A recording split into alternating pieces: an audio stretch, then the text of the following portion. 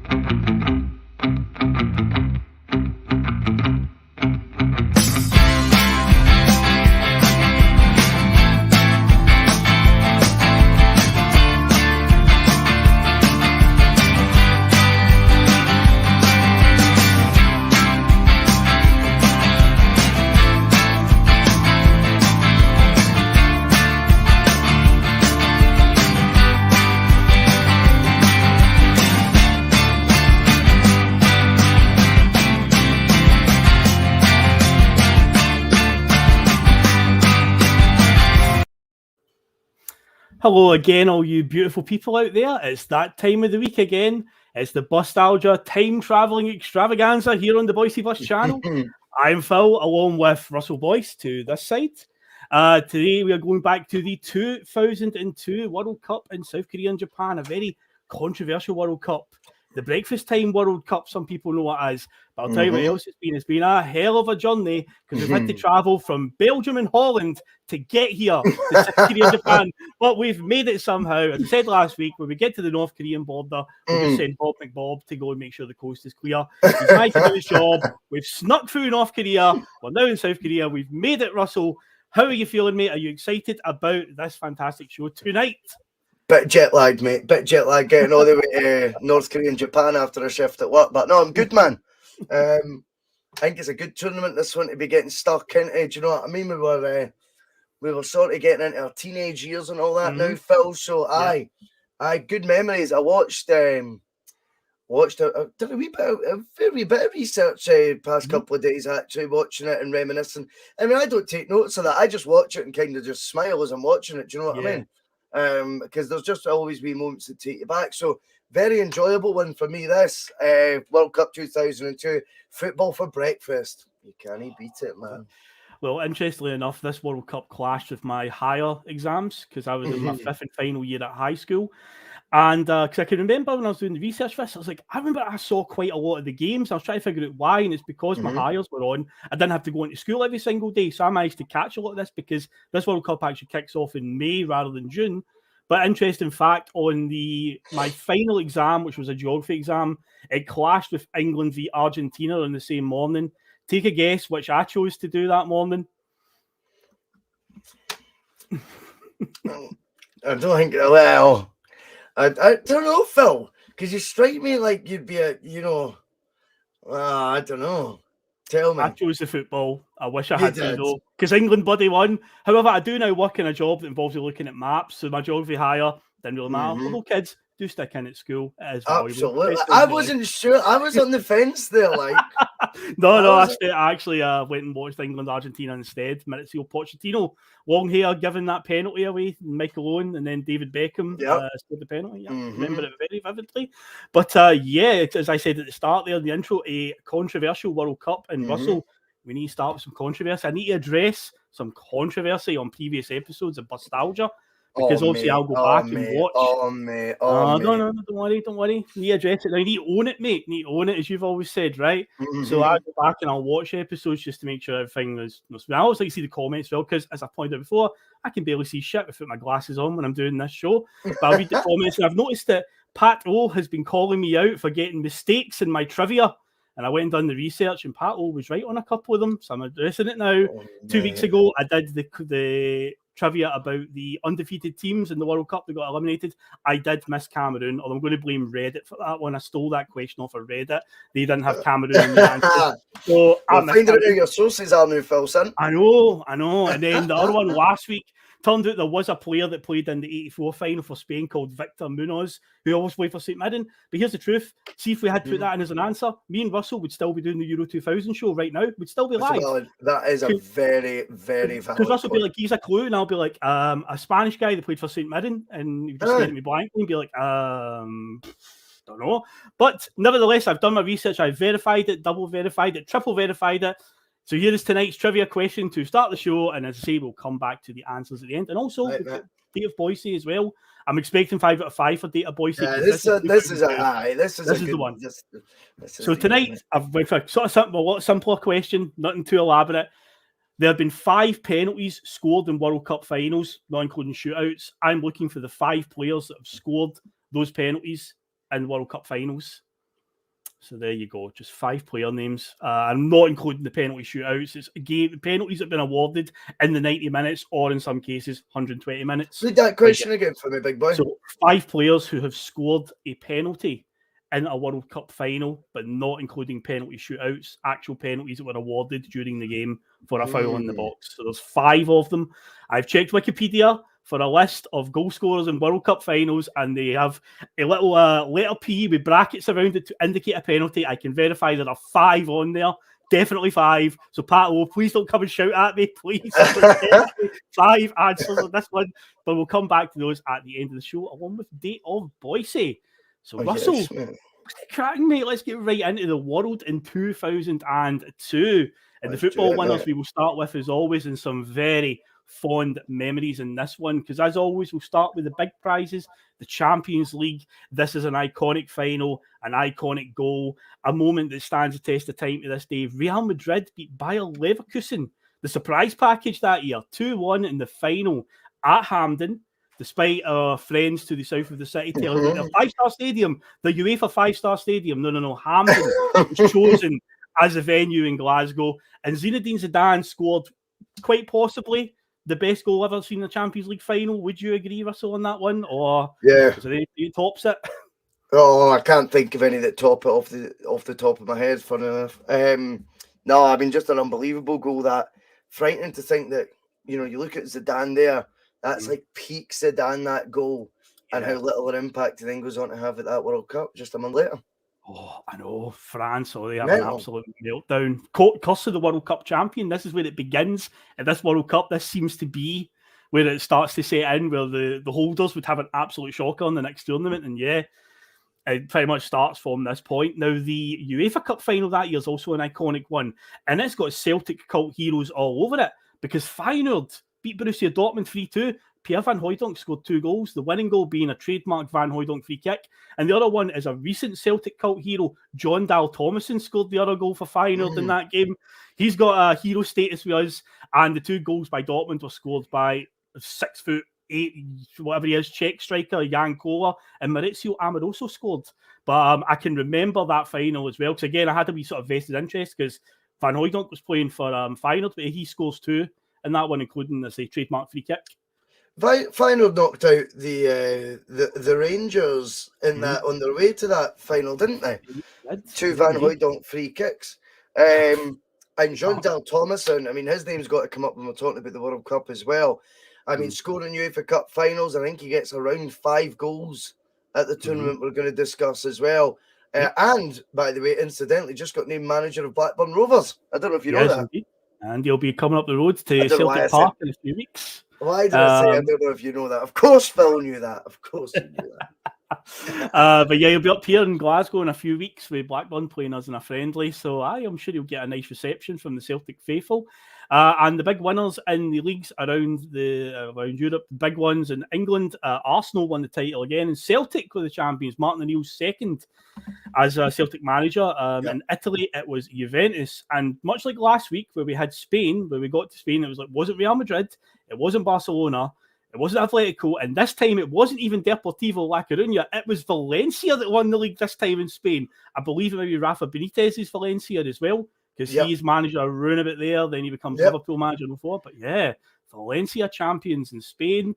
In Germany, it was Borussia Dortmund. In France, it was Lyon, Paul Le Guen's Lyon, who I think won 6 or 7 titles on the bounce even about this time. I don't know if it was as many as... Well, maybe it was. Maybe it was as many as that. They certainly made, under Le Guen in this sort of era, they got to 3, I think it was, Champions League semi-finals in a row. Which was crazy. I mean, his stock was so high when he got the Rangers job. Like, it was like Real Madrid and that were in for him. It's wild. Well, when he steps down, I think it's Gerard Houllier takes over and they win another couple of titles, but he definitely got them on a run, winning quite a few in a row, and it was a big story when he got the Rangers job. Yeah. Over in the Eredivisie, it was Ajax once again, status quo's resumed over there, and in Portugal, it's usually always one of 3 answers. This time it was Sporting Lisbon that won the title. The Ballon d'Or winners, we've talked about this one before. Michael Owen is the holder of the Ballon d'Or going into this World Cup, and to nobody's surprise, as we'll be waxing lyrical about tonight, Ronaldo picks up the yes, indeed, he picks up the Ballon d'Or after this World Cup because my God, he is on top form. Do not dare write off Ronaldo going. He was in revenge mode in this World Cup. Oh my God! Other sports winners, as I say, I usually start with the F1. Michael Schumacher is in his period of dominance. He picks up the title again in 2002. The 2002 and 04 season in particular were dominant for him, but yeah, he wins it on a canter in 02. In the NFL, the Super Bowl, the New England Patriots would win their first Super Bowl of this century. The name Tom Brady would become a household name in sport all around the world because, he is basically the secret to their success in this century. Peter Ebdon would win the World Snooker Championship, defeat Stephen Hendry in the final. Russell, 2002. Yeah, that was the one that I think I was telling you about, was it not? That it played right through into like the Monday night. Yeah. Like, it was like, I don't know, midnight, 1 a.m. by the time it finished. I had school the next day. I was like kind of sneaking across, putting my telly on, and like had it like on like volume 1 or something like that. So my parents couldn't hear it. Do you know what I mean? But that was unreal. Like, it was in a decider frame, but Ebdon just wore him down. Yeah. It was a shame because I had to put Henry on to 8, and I don't think that would have got caught. But such is life. I can remember you saying that one. It was he just bored them to death. You said you tweeted at Stephen Hendry one time. Actually, that was the one. He wrote back 3 laughter faces as well. It's got to be true, man. It's got to be true. You've cracked it, mate. You actually sussed it there in one go. In the world of golf, now I've not mentioned this tournament yet because this is the first year it happened in an even number, and the reason being is something pretty big happened in 2001 that caused it to get put back. But the Ryder Cup took place in 2002, which is where golf comes together as a team sport, where Europe plays America, makes it a lot more exciting. I don't mind golf, but the Ryder Cup is actually excellent to watch because it's a team game. You know, everyone's pulling for the same cause, and then you've got the fans as well, especially the American fans. The Ryder Cup highlights how annoying the American fans are, because every time, every shot, you'll just hear an American go, "Get in the hole!" He shouts at it all the time, and it's like, mate, it's an inanimate object. It's a ball. You shouting at it, "Get in the hole," is not going to make it go in the hole. But every time on the Ryder Cup, American fans will always do that. But anyway, Europe won the Ryder Cup that year. And as for the other big golf tournaments, Tiger Woods won the US Masters again, and the Ernie Els won the British Open. Now, in tennis, this is something that we've been talking about. We've been waiting for this moment. Russell, I can confirm it was 2001 that Goran Ivanisevic won, because in 2002, it's Leighton Hewitt. He defeats David Nalbandian in the final, and Venus Williams and Serena Williams were in the final in the women's. Serena would win the women's championship that year at Wimbledon. And then boxing, I've actually went through every world title this time, every heavyweight title, because I talked about it the last time, saying what one takes priority. So Vladimir Klitschko was a WBO champion, John Ruiz was a WBA champion, and Lennox Lewis held both the IBF and WBC championships through 2002. I thank God I didn't go into middleweight and stuff like that. No chance. You did all right. When I went on Wikipedia and saw the different weights, I was like, no, thank you. I'm not doing that. And in the world of pro wrestling, I said it in the last episode, by the time we get to 2002, it's all changed because WCW is no more. It has been it's been liquidated and purchased by the World Wrestling Federation, and the World Wrestling Federation has gone through a change as well. They're now the WWE. They're no longer WWF. In my lifetime, they've now been WWE longer than they've been the WWF, but there's still people That's out there. mad, eh? Yeah, there's still people out there that always still call them WWF. But yeah, May 2002, they changed over. It was basically they signed a deal with the World Wildlife Fund years before where they had to pay them a fee, and that expired. And rather than just renew it and keep paying them, Vince McMahon just went, okay, fine, we'll change the name. He couldn't be bothered because it would have been fought in the courts here on this side of the Atlantic, and he just couldn't really be bothered with it. He actually talked about this in an interview recently on a podcast. That was the main reason behind it. Yeah, he just said he couldn't be bothered with it all, just said, right, we'll settle it, we'll change the name. And yeah, so now we're looking in 2002. You've got guys like John Cena debuts this year, Randy Orton, Batista. The Rock is now getting phased out into Hollywood. He's starting to disappear now. Stone Cold Steve Austin's in a huff. He's away, he goes away for a while in 2002 and comes back in 2003. You've also got guys like Brock Lesnar, Triple H, The Undertaker, Kurt Angle, all the big names there. But yeah, WCW is now gone. But although the NWO faction would be brought into WWE for a short time in 2002 when Hulk Hogan, Kevin Nash, and Scott Hall returned, but it didn't last. It's just the magic just wasn't there. It had been rebooted so many times in WCW. By the time they brought it over to WWE, the fans were just like, don't want it anymore. It's done. It's done. I liked it. I love the NWO, but the classic one is the best, like was original. But the amount of times they kept on bringing it back because WCW kept running out of ideas. By the time WWE, I was delighted to see Hulk Hogan and stuff come back over to WWE, but yeah, the NWO stuff was dead, man. I just couldn't do it. So yeah, that's where we are in the world of other sports. Now on to music in the year 2002, and as I said in the last episode, the deeper we start to get into the 2000s, it's going to get a little tricky for us with the music. But there is one mainstay. I noticed when I went through the number one hits in 2002, I was like, this keeps happening. So basically, the number one song when the World Cup kicked off was Liberty X, Just a Little. Remember that song, Russell? The runners-up in the first Pop Stars to Hearsay. And then Hearsay only lasted basically a year, and then Liberty X ended up basically outselling them.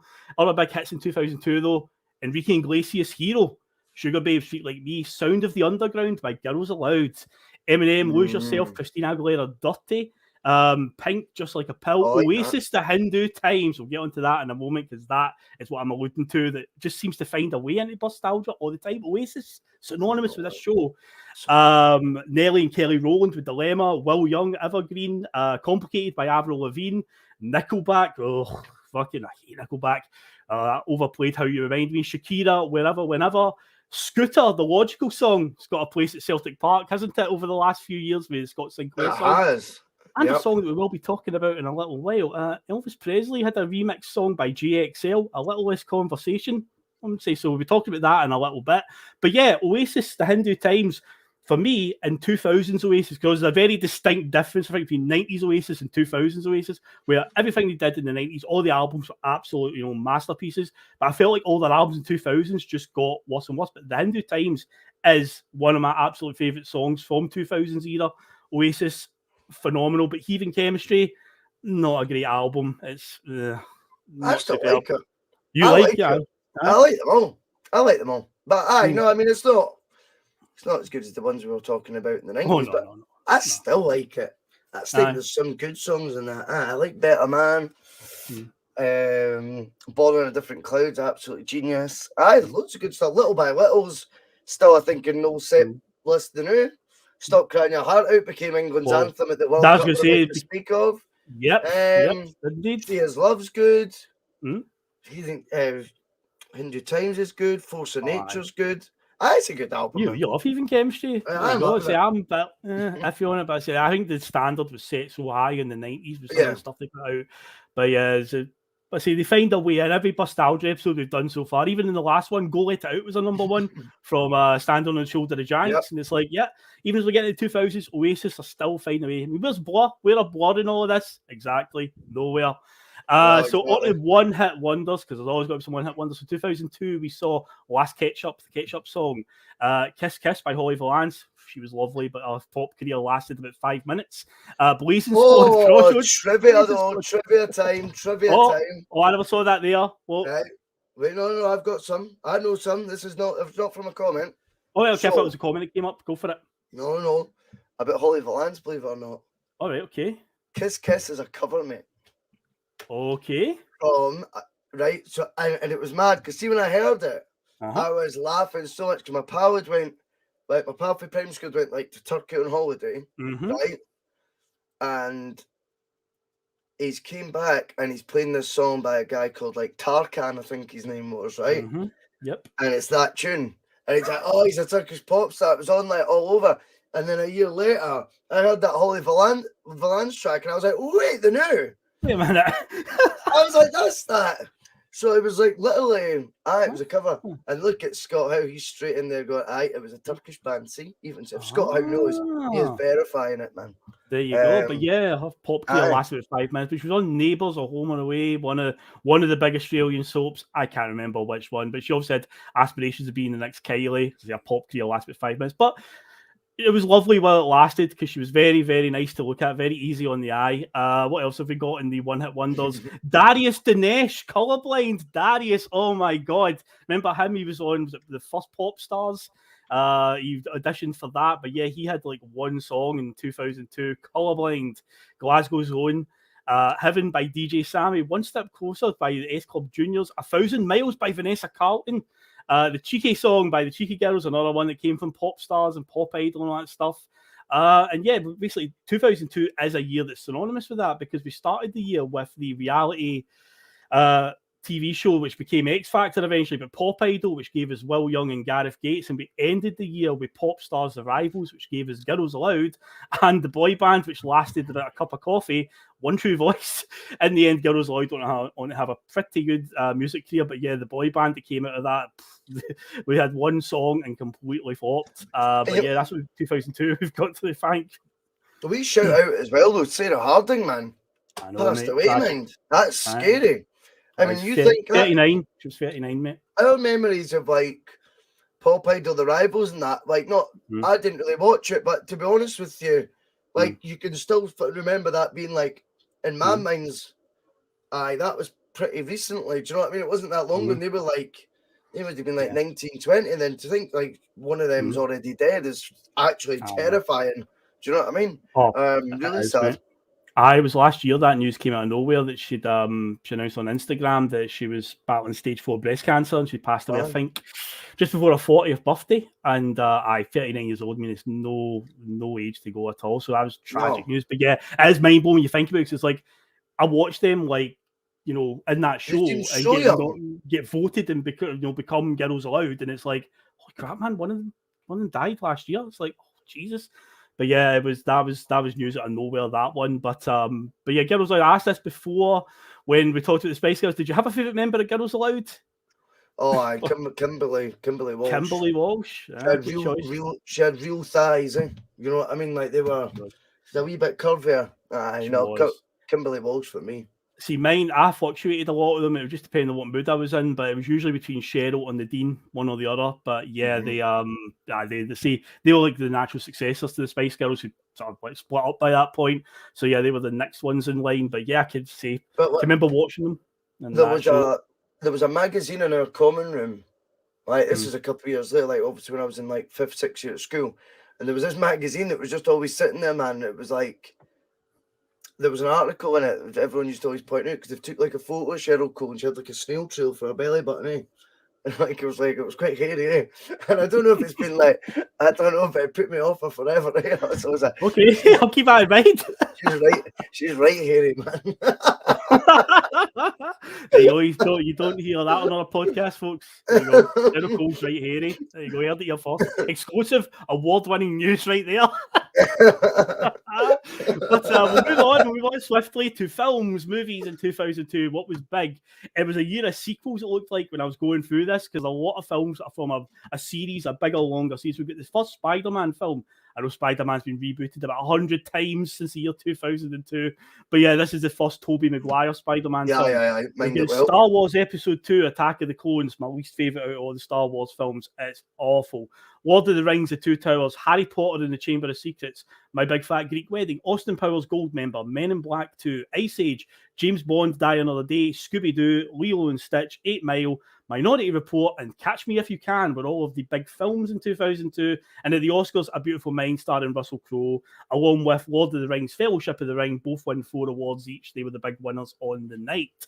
But yeah, a lot of sequels there. I mean, there's one in there in particular where I'd watched it again recently just because I was like, I knew I'd seen this film, but I couldn't remember if it was it. It was Men in Black 2. I can remember Men in Black 1 and Men in Black 3, but I was like, I know I'd seen Men in Black 2 and I saw it was on Netflix or something one night. I thought, I'm going to watch it. And I was like, it was so unmemorable, like so unmemorable when I was going through them. And I was like, God, it's just like, just nothing memorable about it. And I say the other ones, Star Wars Episode 2, I like all my Star Wars films, but Attack of the Clones is torture. Like, Episode 1 gets a lot of flack for the Phantom Menace and stuff like that, and people obviously hate on Jake Lloyd, who played the very young Anakin Skywalker in it. But Jesus, man, Episode 2 is like 3 hours of just nothing goes on. I think the problem with that is it's the prequel, so everyone knows what's coming in the third part of the prequels. So the second one just feels like a complete filler. But it's like, well, they've got to bridge the gap from Episode 1 to Episode 3, and yeah, Episode 2 is just excruciating to sit through. So yeah, the less I've never watched one of them. Never watched Star Wars in my life. Never watched any of them. Okay, so it's now at a point where you have to be very selective what you watch. Whenever I meet somebody that's never watched it before, I'm going to recommend it. It's like, right, watch like this one, but avoid this one and this one, because there's certain ones you can genuinely just skip and you won't miss a thing. It won't really matter. And I think Episode 2 is pretty much like that. We'll go to the big news headlines now in 2002. Now, of course, we obviously went from 2000 to 2002, but something big happened in 2001 we have to obviously talk about because it actually affects some of the headlines that are going on in this news roundup here. So, Russell, September 2001, 9/11 happened. Do you remember when you saw it happen on the TV? Do you remember your emotions, what was going on around you? Is it one of those moments where everything just comes back to you when you think about it? I remember leaving school and my mate's brother had a free period in the afternoon or something, and he's coming like down the street to pick up, not to pick him up, but just to go get his brother. I think probably just to tell us that what had happened. So he's walked down and kind of said, "Oh, if you don't believe what's happened," we kind of played it down, and then got in for school. I don't know, about 4:30, something like that, and it was like, wow. I've never seen, like the footage at the time though was, and this sounds really cruel, I don't mean it in a bad way, but it was like you were hooked to it. You couldn't stop watching it, and almost in a really strange way, you were removing like the emotional side from it. You just wanted to see it from a different angle and stuff like that. I remember thinking at the time, which is really, I was only 13 then. So like, but I remember it being like, what the fuck, you're not saying like that in your life on the news, do you know what I mean?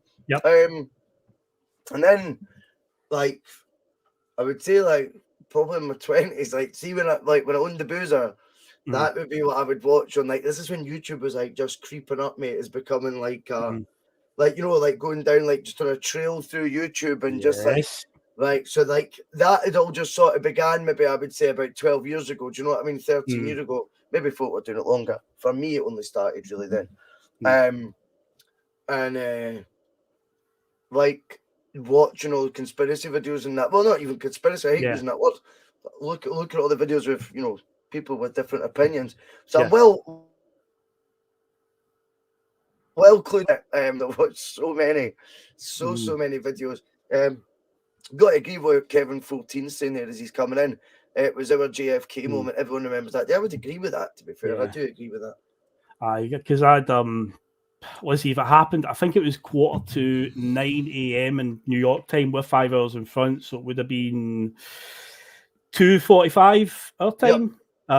So we finished school at 3:30 a day, and I remember when we walked out of the school, I was heading up the road, and there was like 2 dads that were standing talking, and they were obviously waiting on their kids, and they were talking about George Bush, and one of them was like, "Oh man, George Bush has got to do something about this, right?" Now I walked by, just heard that comment, and just thought nothing of it, you know, just talking about politics, I guess. Walked all the way up the road, got in. As soon as I walked in, my mum was like, "Oh, it's been a big plane crash in America. A plane's crashed into a tower." So my first thought was, it's crashed into the control tower at an airport. That's what I had envisioned. I walked into the living room and just saw it on the TV, and I was like, that ain't no control tower. Because right away, I knew exactly what buildings they were. I was like, oh my God, the World Trade Center. And yeah, it was surreal because I think in real time I saw the buildings fall in real time. Because I'm trying to think, it was like 45 minutes or an hour after the second plane strike that the South Tower came down. So I think we saw that live. We definitely saw the second tower come down live, the North Tower. But it's like something you see in a disaster film and you're seeing it live on real television happening. It's insane to think that actually happened. But to me, I still think that we're still feeling the repercussions of it to this day. It's like a landmark moment in time because of all things. I mean, people like Donald Trump and stuff like that got into power on the back of racism and hatred towards like Muslims and stuff like that. He played to that type of stuff in America. Things like him is why he got into power. And it's like we're still feeling the effects, and all of it goes back to this moment. You look at the bombings in London in 2005, like that was a result of like the UK going to war with America and Iraq. That was like a retaliation, and it's like everything just seems to go back to like 9/11. I say we're still feeling after effects to this day. But yeah, it's a landmark moment for sadly all the wrong reasons. But yeah, I can remember vividly, and as Kev says, as a JFK moment, everyone remembers that day. Everyone remembers their emotions, what they saw, and yeah, as I say, it happened in 2001, but in 2002, that's in January of that year, George Bush delivers the infamous Axis of Evil speech talking about other nations, if you're harboring terrorists, you'll be treated as a terrorist and so forth. And then later in the year, the UN asked to inspect Iraq's weapons, which they reject, which eventually results in 2003. The invasion of Iraq begins. The war starts in 2003. And also speaking of the World Trade Center, the final bit of debris was moved from the site in May 2002. So that was a full 8-9 months after the towers came down. That's how long it took to remove all of the debris from there. Jeez, I mean, I can't even imagine the horror. It's bad enough, like all the firefighters and stuff that day going into the towers and unfortunately inevitably going to their deaths. But imagine being the construction workers and that, like working through all that for months afterward. And I can't even imagine the horrors of what they would have seen, found, going through all that. It's like, it doesn't bear thinking about, man. It's horrible. Horrible stuff. And unfortunately, the news doesn't get much better in 2002. So another vivid memory that I've got of 2002. Again, we've all seen this picture, but the tragic murder of Holly Wales and Jessica Chapman happened in 2002. We've all seen the picture of two lassies with Man United top on. Now, I remember watching the BBC News live the night that Ian Huntley stepped his foot in it, the guy who was eventually found to be the murderer, because he'd already been interviewed by the police the day before. He was the janitor at the school, and he told police that he didn't see them. And I was watching BBC News, and the reporter was talking to the locals, and it was like they interviewed him. And he's like, "Oh yeah, I'm like the janitor at the school," and he mentioned something about, "Oh yeah, I'd seen them, and I'd had like a chat with them or something like that." And then they headed off whatever direction they went in, and it turned out he told the police a completely different thing the day before about, "I never saw them at all." And then he's live on the TV. And the sad thing is, when it comes to people like him and the mindset of somebody like that, they kind of want to throw wee crumbs out there. I think it, they get enthralled by it. A free crumb out there to kind of like, they're kind of throwing in your face that, yeah, I did it. Because, yeah, he goes on national TV and then has a different story. The police kind of are like, wait a minute. And they arrest him the next day because they pull him aside and say, your story's different. And then that's when he must have cracked under the pressure. But but yeah, horrible man. And I've heard many times about all the beatings that he gets in prison and stuff like that. There's stories of him getting slashed in prison, and good. Deserves it. But yeah, I remember that story vividly, and I say, 2002 is just not a year with great stories. It's all downbeat stuff, sadly. Because the other one is we just had the Queen's Platinum Jubilee in 2002. It was the golden one. We still can't get rid of her. Jesus Christ, man, she's still here. So she's still hanging in there. But in the words of a gig pod, not long now to say. But we'll move on. we'll quickly move on before I step my foot in it. I'm sure there's a few people in the comments that share my sentiments on that one. Anyway, let's find some positive news here, Russell. Let's find some positive news. So I've got an actual section. I think this deserves to be spoken about, and it's time. So the secret tournament.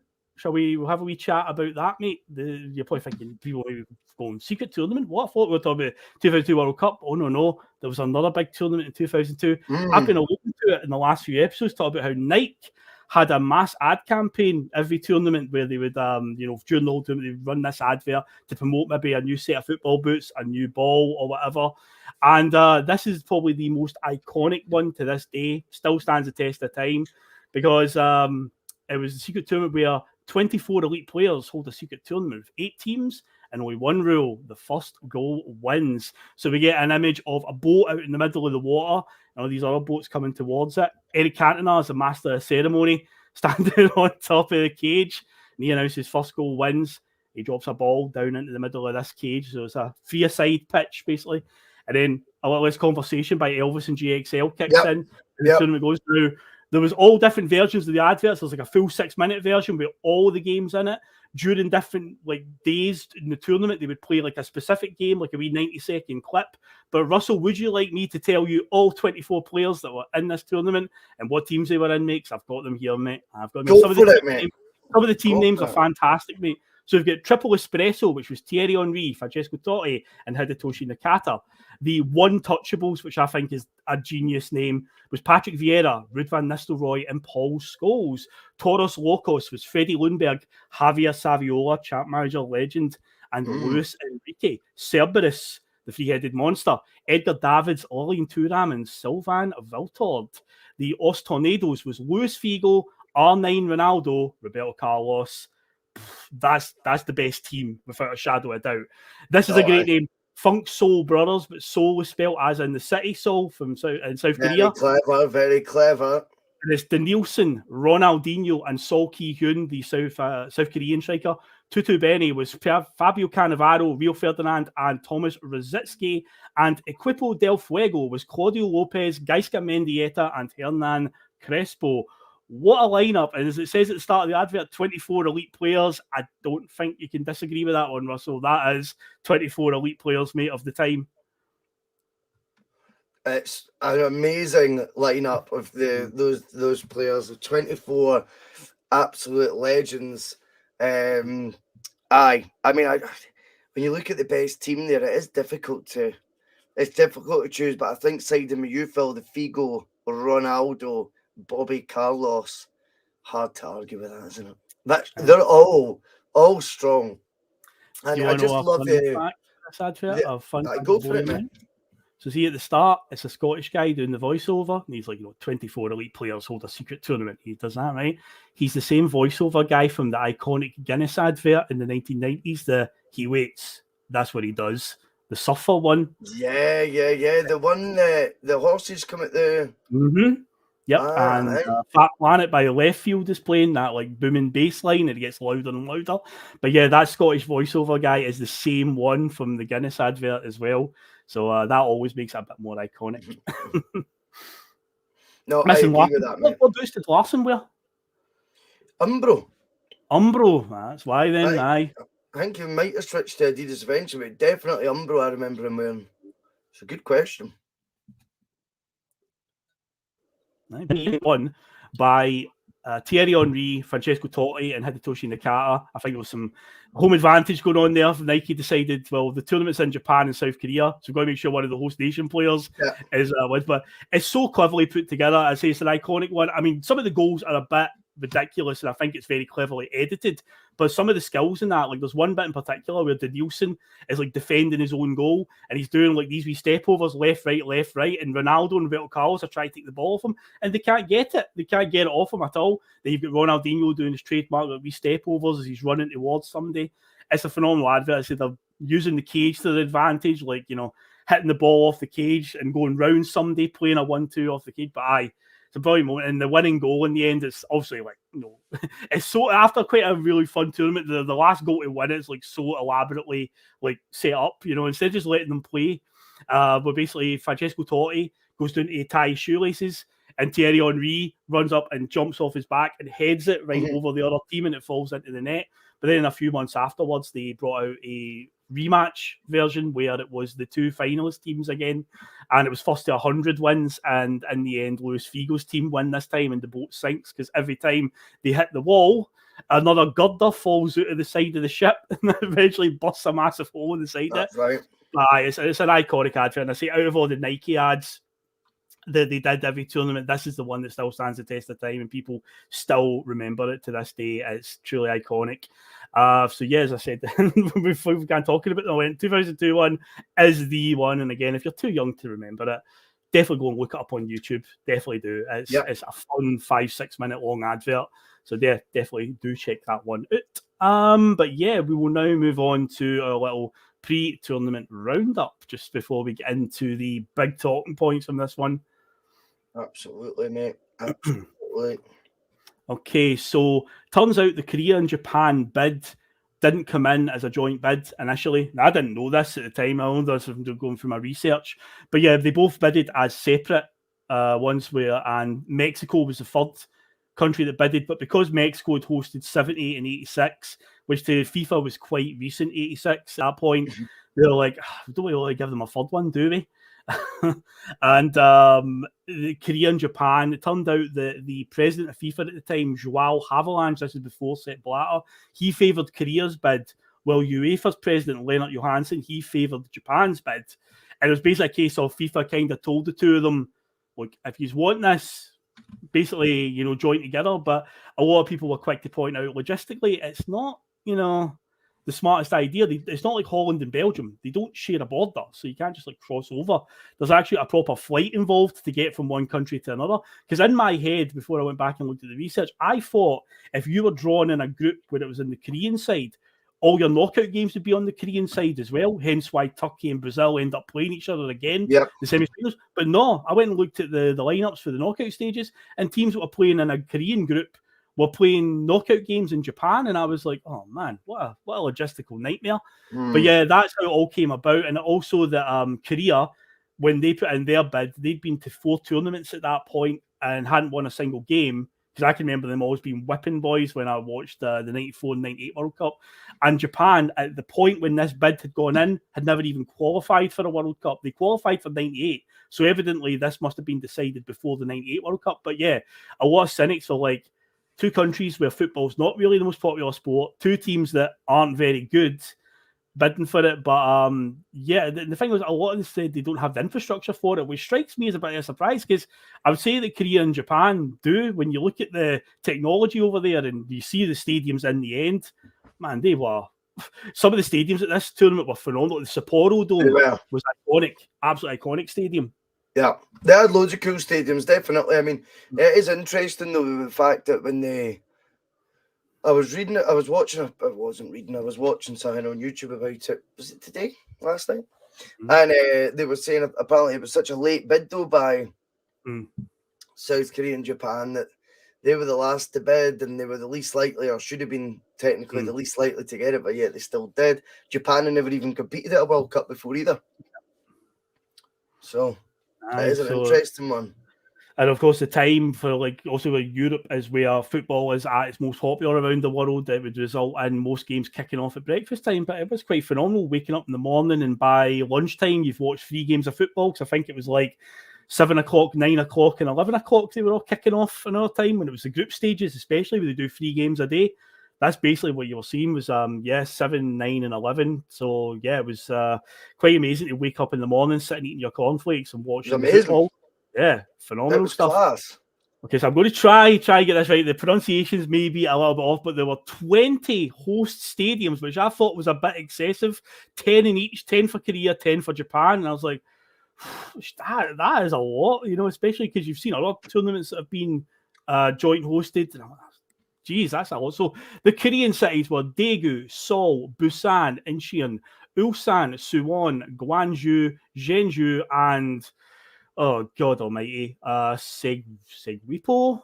And then we've got Dijon as well in Korea. I don't know how to pronounce that one. That one is a mystery. Japan's host cities are a bit easier to pronounce. You've got Yokohama, Saitama, Shizuku, Osaka, Miyagi, Oita, Nagita, Kashima, Kobe, and Sapporo. So the Japanese ones are a bit easier, but yeah, the Korean ones are a little bit trickier to host. But yeah, 20 stadiums. Oh, that's a lot. And England, I was going to go into the England World Cup song. I'm not touching it too long because it's absolutely garbage. After a good run of having 3 lines and stuff, and other songs getting released like Vindaloo. they got Ant and Dec out of musical retirement to record On the Ball, which is a terrible, terrible song. Less said the better. But something interesting from England's qualifying group is Kevin Keegan resigned after losing to Germany at Wembley, the last game at Wembley, the old one. And they got in Sven-Goran Eriksson, who we touched on in the last episode, who Lazio, that superpower Lazio team. He took over England, and on the way, they routed Germany 5-1 in Munich. Yeah. Do you remember watching that game, Russell? How... I was in shock at that, definitely. Yeah. No one was expecting that. And just quickly on Ant and Dec, was that not basically on the back of the success of the show you were just talking about a wee minute ago? The old Pop Idol and that they were hosting it at the time. They were hosts. So they were huge at the time. They were doing SMTV in the mornings and CDUK and then Pop Idol at night. They were fucking massive again then. So you could. Yeah, I'm not condoning the song. The song was shite. What was it like? It was like Neville to Scalzi, Scalzi to Campbell. Oh, fucking hell, man. And it was sang just as badly as that, by the way. You could have just released Let's Get Ready to Rumble with England lyrics in it or something. That would have done. That would have sufficed. Yeah. But, yeah. We're on the ball. But yeah, I can remember watching the England-Germany game, and especially when Emil Heskey scored, I was just like, oh, no, because I'm in the camp. Did he celebrate was he done the... Yeah, like that, like DJ. It was because Heskey's a very polarizing player. There are some fans out there that absolutely love him and can see his value. I've never rated Emil Heskey that highly. I just don't think he's all that at all. And you know, the big moves to Liverpool and all the England caps that he got, and I was just like, I don't get it. I just don't get it with Heskey. I've used the argument before, and I'll say it again. You know, for me, Chris Sutton goes to with England to that World Cup as the foil for Michael Owen, considering the fact he's just played 2 seasons now with Henrik. Henrik's had his 2 highest goal scoring seasons in a Celtic shirt. It's no coincidence. One of them actually wins the the European Golden Boot. 53 goals in 2000, 2001. And then 01-02, I think Henrik scored 42 goals that year. It's an astonishing. He's nearly scored a century of goals playing with Chris Sutton, and Chris Sutton is there to be the foil. And I think if you're being honest with you, Sutton was just as physical as Heskey. Heskey just looked bigger. Sutton was just as physical, but the difference was Sutton had far, far more of a football brain, in my opinion. I think Michael Owen is devastating at that World Cup. If that's his foil, as opposed to it being Heskey. I think that was a huge act of. I think pride gets in the way with these things. I know Sutton had he told basically the English FA Glenn Hoddle to go fuck himself when he'd called him up to the B team. I think that was the exact words. But you've got to see if it's me in that position, you've got to kind of let your pride go to one side, and you've got to go, look, if you're good enough, you should be in it. And I'm sorry, if Emil Heskey is one of the options. Teddy Sheringham went to the World Cup as well, approaching his 36th birthday. God, yeah. Right? You're not telling me Chris Sutton doesn't get in there. Okay? That's a good argument. Definitely. Right? So, and Sutton, as I say at that point, has just been scoring goals the season previously against Juventus, for example, in the Champions League. He has been, as I say, a mainstay in a Celtic team that is flying 2 league titles in a row. They look now a threat in Europe with 9 points in the Champions League. Narrowly going out to Valencia. He'd given Ayala, who they were going to be coming up against at the World Cup, who plays for Argentina. He'd given him, honestly, left him crying for his maw. You know what I mean?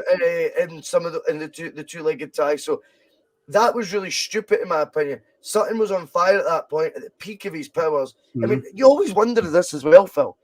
Henrik Larsson at times, and like even other folk in the team that were going to the World Cup, like Yusuf Harim was going to that World Cup. You know what I mean?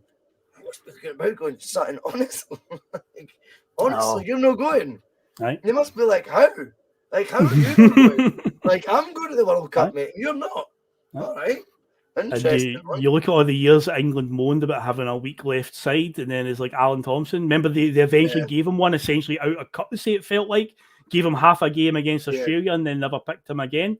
And it's like, we had some players that could have easily done a job for England, but the Chris Sutton ones is exactly right, because he's much, much better than Heskey. And also, I'm really glad you brought up Teddy Sheringham there, because we talked about this many times on the show, about the contempt that Sky and just English media in general have towards Scottish football. I've got a pure, like, deep hatred for Teddy Sheringham for a few years ago, right? 2017.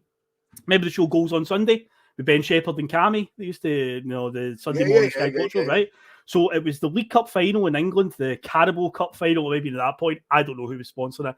But anyway, Sky were doing, Goals on Sunday was basically at Wembley that day in the build-up to the final, and it was Man United were playing Southampton, 2017 final. So Zlatan was there, Mourinho was the Man U manager. It was that final, Zlatan scores 2, right? So in the build-up, Teddy Sheringham was one of the pundits, obviously former Man United player, and they're walking around Wembley. Every time they show highlights, they come back to Wembley and they're a different bit. So they're down the tunnel. Chris Kamara's all dead excited, dead infused, like normally Chris Kamara is. Says, this is where the players will be before they come out. Those pre-match nerves. And then they were talking about, how valuable it will be for the Man United players, given a lot of them have got the experience of winning stuff. So Teddy Sherinham's like, it's going to be a canter for Man U. They've got the big game players. And then Chris Kamara, to his credit, sticks up for big Fraser Foster and goes, well, I mean, Fraser Foster played a lot of cup finals up in Scotland for Celtic, and Teddy Sheringham literally busts out laughing and goes, it's not the same up there, and actually just totally dismiss it. And I'm like, I can handle something like Jamie O'Hara on TalkSport, right, because it's a radio station. You basically don't pay for it, right? It's radio. But Sky have got a subscription-based service. There are Scottish customers who pay Sky, and you've got a pundit on fucking Sky TV basically going, Scottish football shite, basically. That's essentially what he's saying. And I'm just like, so ever since then, every time I see Teddy Sheringham, I'm just like, you fucking prick. Like, honestly, that just grinds my gears. That arrogant attitude. But he's like, Fraser Foster's one cover. He's like, Scottish football, it's different up there. It doesn't matter up there. Who cares? And I'm like, fuck you, man. But anyway, I digress. I get you. So I'm glad you mentioned his name there. But it was the end of an era for Scottish football, though, for this qualifying campaign. Craig Brown's final game. We had to beat Belgium in the last game, and I believe we lost quite a late goal to Belgium to draw 2-2 at Hampden. If I remember right, the guy that scored as well was like the tallest player on the park, and we left him completely unmarked at a set piece, and he headed it in. We were in the Fila kit, weren't we then? Mm-hmm. The really oversized Fila kit. Yep. The only thing I remember about this campaign is Colin Hendry caused a stir by elbowing a San Marino player, and he copped a ban for it. We beat San Marino quite convincingly at Hampden, and at a set piece, he properly elbowed one, like really viciously, and copped quite a big ban for it. I can remember that, but there was a late goal, I'm sure, against Belgium in the last game, which had we won that, we would have got a playoff spot, but no, we blew it. But that was Craig Brown's final hurrah, and the Betty votes era was just about to begin. It was just around the corner. Fun times. Robbie Stockdale and stuff like that, all getting a cap. I know. Join with the Faroe Islands. Good times. But yeah, will we do the quick break then before we go into the actual tournament? Now, just to point out as well, I noticed this last week when I read the comments. Somebody, I can't remember who it was in the comments, was like, thought the show was over. And it's like, no. After about an hour, we put the break in so that we can basically, decipher from this. Is the thing up. Yeah, we're just on a break. So don't worry. Somebody was like, oh, that's the end of the show. I'll see you guys later. And I was like, no. The show was still going for another hour. Another hour and a bit, actually. It was going a lot longer than that. There you go. So Russell put up a wee message that we're on a quick 2-minute break. Yes, 3 minutes. There you go. Right, okay. Speak soon. Some of his comments about me deliberately trying to cause controversy. Well, I work in the media now, and you've got someone sitting there next to you who's an embarrassment to the media profession. He's an apologist. He's a charlatan.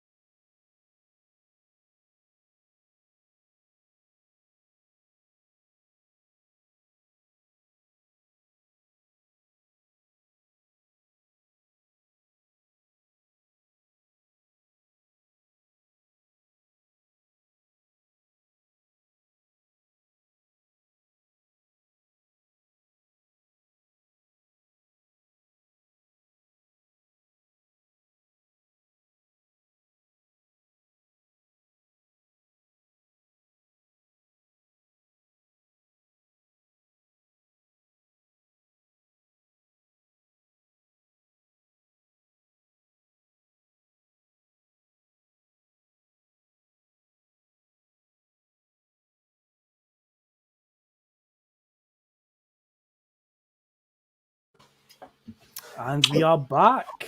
I've made it by the skin of my teeth, man. Oh man, no, you just made it. So yeah, here we go. We're going to talk about the major incidents at the World Cup, and I think, Russell, there's only one place to start. Our neighbours just across the Irish Sea there, Republic of Ireland, they did qualify for the World Cup.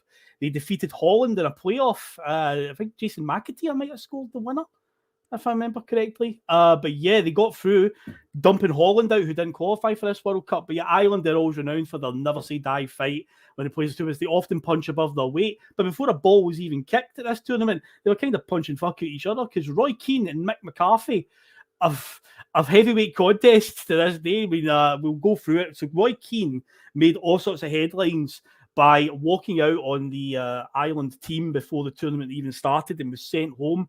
Well, obviously the Irish, Mick McCarthy and the Irish FA would say they sent him home, and Roy Keane might tell you that he just decided, nah, fuck you, I'm quitting. One or the other, depends who you ask. But basically the story goes like this: in the run-up to the tournament, just before they flew to Japan, they had a stopover in a place called Saipan for a 4-day training camp. It turned out it was a total farce. The pitch was an absolute, rock hard. Mick McCarthy adopted a philosophy of, we'll work hard, play hard. So if you put in the trainers, there was boozy nights and stuff like that. It turns out that the players arrived and all of their clothes and stuff arrived, but no, it didn't arrive. The Footballs and kits and stuff like that didn't arrive. So it was a total farce. And it was, pushing Roy Keane to breaking point. And it turns out the last night there, before they travelled through or over to Japan to set up at their actual camp for the tournament, Mick McCarthy calls a team meeting and basically chews out Roy Keane then and there for numerous headlines, numerous pot shots he's taken at McCarthy in the press, has a go at him for missing, or basically accused him of faking injuries to miss Ireland games over the years and so forth.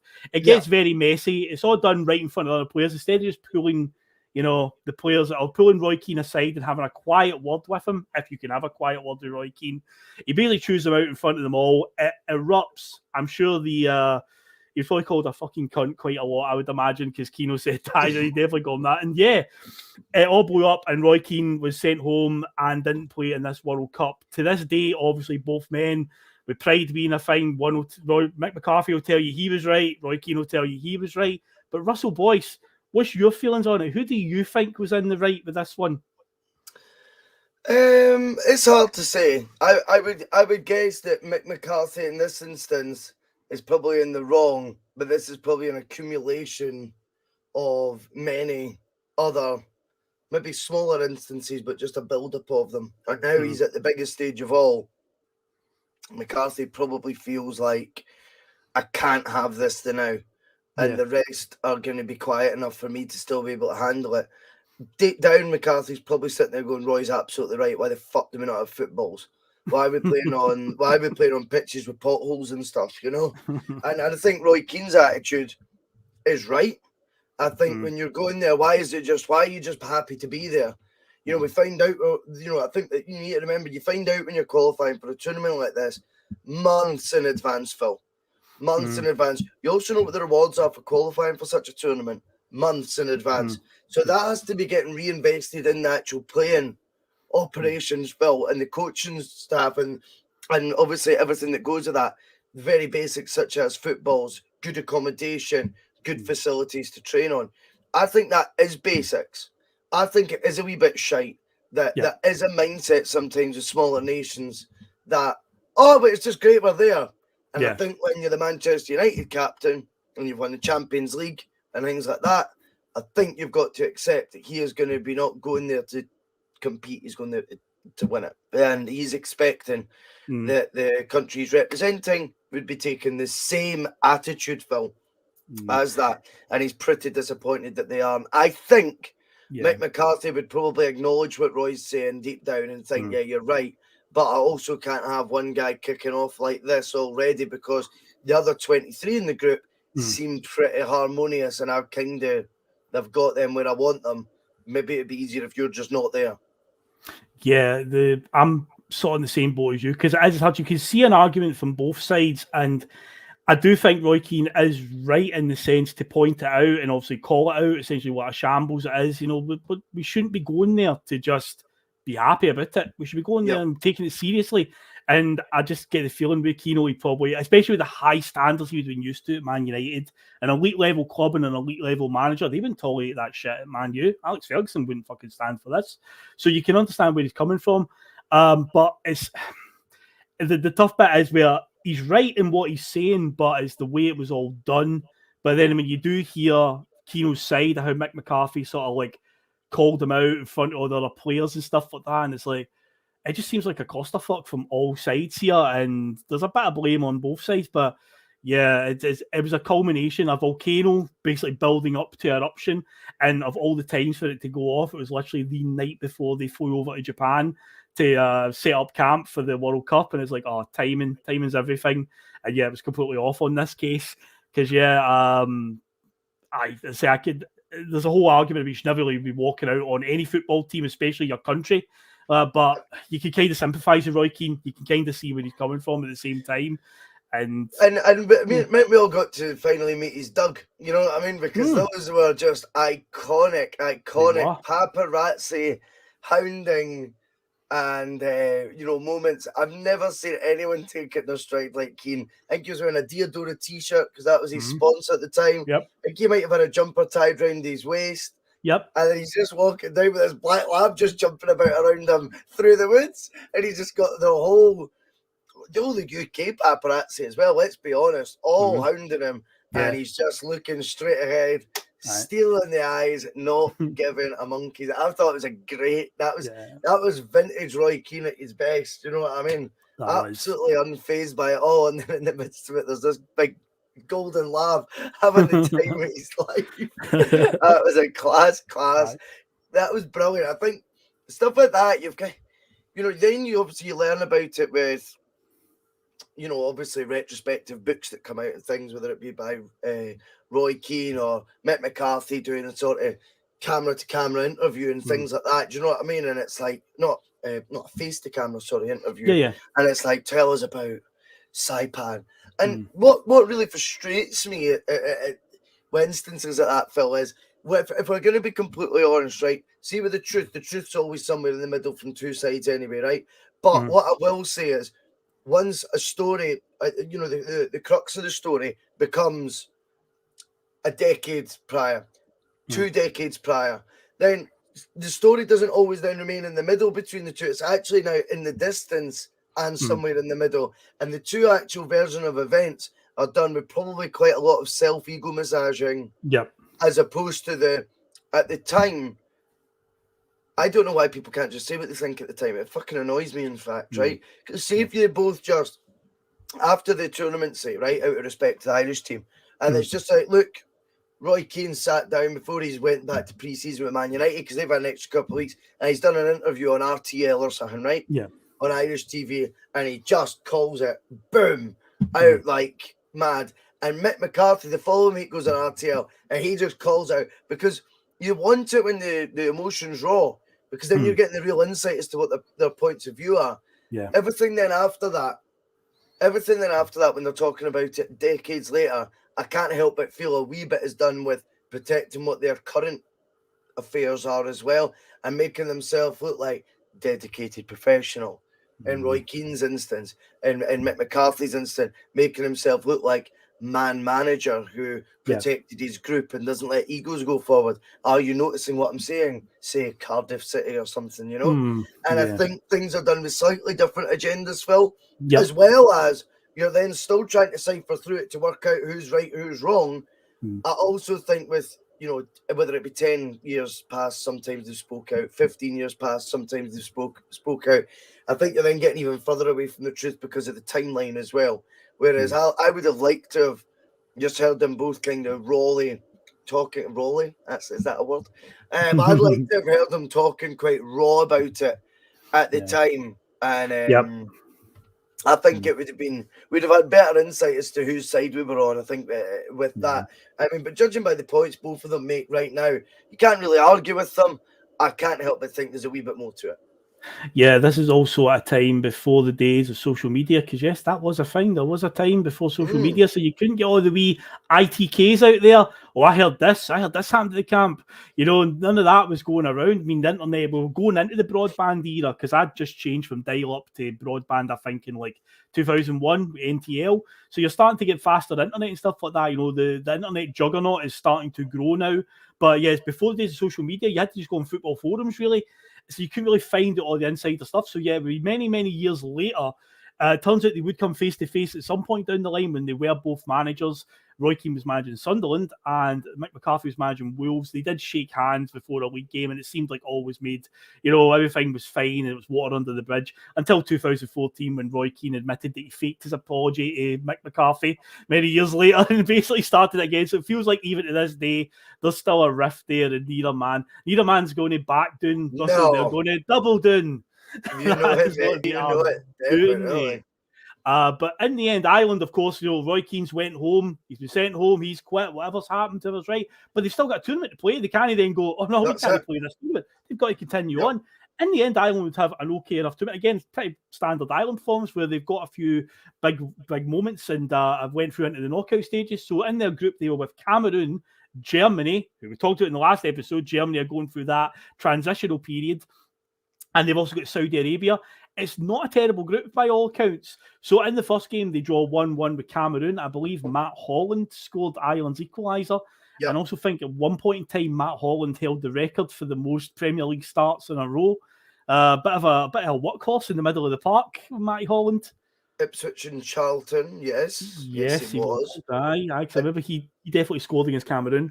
And Cameroon's goal was Patrick Mboma. And the assist was by a 20-year-old Samuel Eto'o. Now, we begin to learn that was quite the protege they had up front at the 2002 World Cup. Yeah. Do you know what I mean? Eto'o would go on to become easily one of the best strikers of our generation. When we went into Milan and Barcelona in later years, yeah, phenomenal, frightening talent. But yeah, it's that Cameroon, if I was going to say actually an interesting fact about the Cameroon strip, did you know the story about the Cameroonian sleeves on their kit at that World Cup? Is it that World Cup that they were going to play with no sleeves? That World Cup. Puma had designed them a kit where it was dead tight to the body and had no sleeves. It was like a vest. And FIFA were like, you've got to have sleeves. That's part of the rules. You've got to have sleeves on the shirt. So you'll notice when you look back at the footage, Cameroon have got the green top, the red shorts, but the sleeves are black because essentially they had to have these black sleeves stitched on essentially late in the day because FIFA told them you can't wear those. It's like against the regulations that they've got to have sleeves, but that was the World Cup where they were going to try and play with no sleeves on their kit. So yeah, when you do look back, it does look out of place when you look at their kit because they've got a green top, red shorts, but the sleeves are black, and it's like it looks completely wrong. So yeah, that was that World Cup. The Cameroon were going to do that. But yeah, they start off their campaign against the Cameroonians. Ireland get a 1-1 draw. Sets them up now for the next game, which is against Germany. I say Germany are going for a wee bit of a transitional period, but Germany did start the tournament with an 8-0 victory against Saudi Arabia. Miroslav Klose scored 4 goals. And I think, you know, as I say, me and Russell have talked about this in the 94 show. We both started watching football about the same time. I think that might very well be the first time I'd seen a player score 4 goals in a game. I was like, a hat trick was quite a rare thing to see at times, but I was like, 4 goals? This guy, Miroslav Klose, I hadn't even heard of at this point. And nowadays, he is the all-time top goal scorer in the World Cup, isn't he? This was him coming of age, definitely. Yeah. This is where he makes his statement of arrival. I think he played at his last World Cup when he was about 36. He's only about 24 here. Yeah. But absolute deadly finisher, Klose. Absolutely deadly. Not someone who sticks out in my mind. Not that I watched him week in, week out. Yeah. Never one that stuck in my mind as this brilliant football. A bit of a German Pippo Inzaghi who could do it on the international stage, you know? Right. That type of player. But brilliant finisher, man. And this tournament was the first I really knew of Miroslav Klose, I would say. I don't remember much about him before that. No, same. I believe it was Bayer Leverkusen he was playing for, and then he makes a big... Because of course, what Bayern Munich do is when a player starts showing a bit of promise from another team in the Bundesliga, Bayern Munich just go, yoink, we'll have you. Yeah. Thank you very much. And of course, he ended up there along with like Michael Ballack, who has a good tournament as well. Bayern Munich. Come very here, good tournament. You're coming to Bayern as well, mate. That's what they do best. So yeah, they've started the tournament 8-0 victory. Even though say Germany, they've been trounced by England in the qualifiers. They're looking a wee bit of a shambles, but no, they've started well. They take the lead against Ireland. Miroslav Klose again scores, but then we get the last minute goal. And I remember watching this live. I remember John Motson's commentary. It's a classic Route 1 goal. Mike Bassett, England manager, would be proud. Steve Finnan with a big long ball at the park. Niall Quinn, the big man, little man combination. He wins the flick on right into the path of Robbie Keane, takes a touch and blasts it past that Oliver Kahn. He makes sure there is no doubt that this is going to hit the back of the net. He doesn't try and finesse it, doesn't try anything skillful. He just puts his laces through it. It hits off the post and goes in, and scenes break out. A 90th minute stoppage time equaliser against the Germans. You remember watching this one, Russell?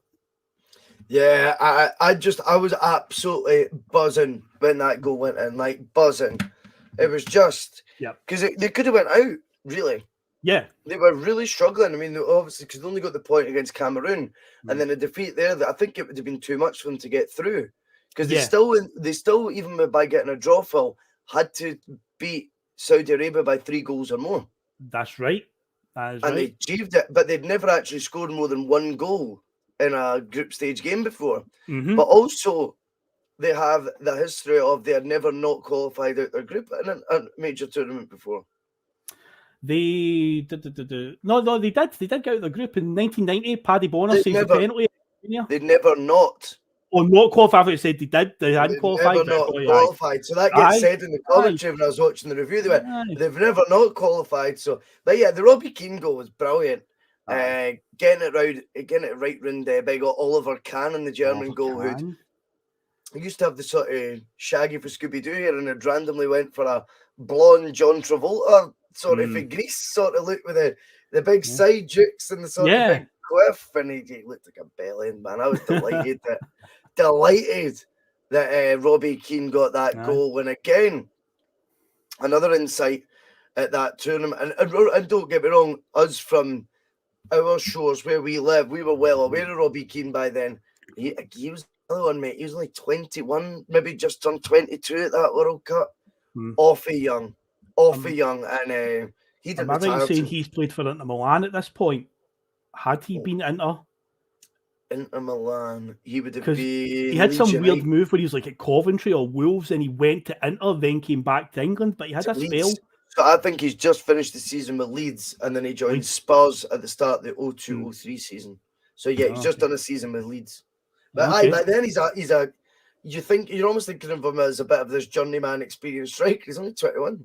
It's mental. I remember him being like one of the hottest prospects in the English Premier League at the time, and he's dead young. But even at that stage in his career, he'd already had to move to Italy, played for Inter Milan, and it was like, but he was at Coventry with Gordon Strachan as manager, and he was an incredible player. And so he came to Celtic at some point in his career as well. Even that season was miserable. He was still a plus point for that half season. But I can remember the goal really well. And one thing that always stands out when I watched it again, it cuts to the crowd, and I said it in the 94 review we did. One thing I love about when Ireland are at the World Cup or the Euros, there's always Celtic shirts in the crowd, and lo and behold, it cuts to all the Irish fans celebrating. And there was a few Celtic shirts out with the NTL sponsor in the front, the broken hoops with the white down the side, because that would have been the 01-02 season. There's like, see a Celtic shirt in the crowd at the World Cup. Come on, love it. That was the 01-02 and the 02-03 kit, home kit, of course, Phil, because that's what we were talking about on the bus recently. Yeah. That, if you keep changing the kit every season, they struggle to become as iconic. Yeah, because back in the day, we did get that every so often. For the younger viewers, it's not a case of there's a new kit every season. Every so often, Umbro, maybe even Nike would throw you a bone and give you like the same kit for 2 seasons in a row. Like, oh my God. Often it was the norm, and I think that's why the retro kits have had such a huge sort of comeback in the past sort of 24 months, because people are genuinely now looking at these kits as iconic kits, and they're like, and I'm like, one of the reasons why they are so iconic is because we wore them for so many games. Yes. So you can associate players. It's called a volume of appearances. You look at the Celtic home kit, or a better argument. The Celtic 2 away kits this season just gone by, The white one with the pink Yep. pinstripe, I think, was started with twice maybe, I think. Tops, aye. In Twice. the beginning of the season, and then the other away kit, try to picture it. Oh, aye. Dark green with the gold. Yep. How many times has it won? Under 10? Yeah, something like that. You know, it's not going to go down in folklore if that's all it's been won. Do you know what I mean? No, it is, and you're right. It does. It allows your memory to have more vivid images in your head of certain players wearing that. But yeah, there is a point when the Robbie Keane celebrations are going on. It does cut to the crowd, and there's a guy with a Celtic shirt on, absolutely loving it. And it's just like, yes, come on. But yeah, so as you said, you alluded to, they now are set up where they have to beat Saudi Arabia by 3 goals or more. Saudi Arabia have already shipped 8 goals to Germany in the first game. And in the end, they do get a 3-0 win. An unlikely goal hero in amongst the scorers, Gary Breen of Coventry City, I believe. Gordon Strachan stalwart. Free agent at the time, Gary Breen. Oh, free agent and all, man. Wow. Free agent, mate. So they were basically like, they say in the commentary, it might help him get a new club. Yeah. For the new season. He was a good defender, Gary Breen. I always thought he was decent. Yeah. Steady. Because I'm sure it's him, Damien Duff, and Robbie Keane definitely scores. I remember the celebration, does his cartwheel celebration and the bow and arrow into the camera barrel. I remember Keane this definitely against Saudi Saudi, Arabia. It's the third goal that Damien Duff scores, aye. Damien Duff's the third one, right? Okay. Aye. I remember Duff was definitely one of them, but yeah, Keane. And he does the yes. celebration, aye. And I said Gary Breen got one. But yeah, that was them out of the group. They made it, but they went on to play Spain in the second round. They drew 1-1 over the 120 minutes and lost on penalties, and that was the end of Ireland's campaign. But the big question that remains from that is, had Roy Keane actually played, and I know it's hypothetical, would they have done better? Was that about right? Would Roy Keane have been able to get them through to the quarterfinals and so forth? Or did it really not make a difference in the end? I think to be completely honest with you, that Roy Keane's going to improve the team, so therefore you've got a greater chance of doing it. I know if we could say, they all pull together more and stuff, but trust me, on the pitch, Roy Keane pulls teams together as well. Yeah, I think he was of a standard as well that, yes, I do think they would have a greater chance to get through the next round. Not though necessarily saying they would have, but they're giving themselves a better chance, Phil. Let's be honest. Yeah, exactly. Quality players. You can't have too little of them. Mate, it's all just up here, mate. I'm a pure sponge for football, mate. It's a sponge, mate. I've also got notes in front of me. I've done my homework as well to jog my memory. But as I'm reading some of this out, I'm like, oh yeah, I remember this. I remember this. It's like, oh aye, this be thinking back. But we'll move on to the next headline. I thought I'd get this one in here because you mentioned something on the 94 one we did when you talked about how Sweden were like your sort of like go-to team if Scotland aren't there, and you did mention the 2002 one, how gutted you were that they lost to this specific team that we're going to talk about, the Africa Rising one. That's a headline for last week. That's a headline for last week one. How have I not deleted that? Sorry, mate. It's all right. No worries, mate. So yeah, so Africa Rising. So Pelé said once upon a time, Pelé has said a lot of things that have come true, but anyway, hindsight being a wonderful thing, he did say by the year 2010, an African team will win the World Cup. He was kind of in the right ballpark, but his crystal ball wasn't quite working. Must have been quite a murky picture because an African team has hosted the World Cup by 2010, but to now, an African team has not won the World Cup despite his predictions. However, in 2002, Senegal, debutants at this World Cup, they did something an African team had never done up to that point. They got all the way to the quarterfinals, which was a big achievement for them. And they started off with an absolute bang by beating the world champions, Zidane and all, France, 1-0 in the first game. I remember being absolutely floored by this result, Russell. Do you remember watching the first? I think it was Salif Diao that scored the goal, the one that played for Liverpool, or was it Papa Bouba Diop? Papa Bouba Diop. But I watched it on lunch break for high school. Went to my mate's house and we watched it there when Senegal scored. Game hadn't finished when we had to go back in for school, if I'm not mistaken. Or did it finish? Because you were saying 11 o'clock was the last kickoff. It was something. Our lunch break was like 12:15, but it doesn't make sense that it must have been later kickoff because I watched the goal live 100% on that lunch break. It was a boy called Ross Wallace. I remember being at his house watching it, and It was, we were like, what the fuck? You just couldn't believe it, eh? Yeah. Could not believe it. France had seemed they've won the last 2 tournaments. And as we say, I mean, our last memory of Zidane in a club shirt was that volley at Hampden. And he's their best player. Henry, by this point, is now the Thierry Henry you associate. This is now, that is who he is now. Yep. The 01-02 season really, as a centre forward, I know he comes off left a lot, but he is now a bona fide goal scoring predator of a striker, Thierry Henry, as well as all the other names. Don't even need to go through them all. Maybe they were guilty again, and we spoke about this before about credit in the bank with Germany. Maybe the likes of Desailly at the back, Lisa Razou at the back, and things when they're now all mid-30s. Yeah, maybe there should have been another wave coming through. I also think, though, if I'm not mistaken, I would have thought Senegal, okay, fine, fair enough, Phil, it's their first ever World Cup, so of course they're going to be up for it, do you know what I mean? But I would also always imagine Senegal and France being a bit of a game with a bit of needle anyway, would it not? Would, yeah, because Senegal was one of the countries that France cherry-picked from. So I mean, Sadio Mane would have been eligible to play for France. They missed the boat on that one because he chose to play for Senegal. But yeah, it's basically any of the French-speaking countries within Africa. Yeah, there's so many players that they just cherry-pick from there and are eligible to play. But a lot of them lived in France most of their life, but they're also eligible for that African country. But yeah, they usually choose France because the most successful team, the more successful one.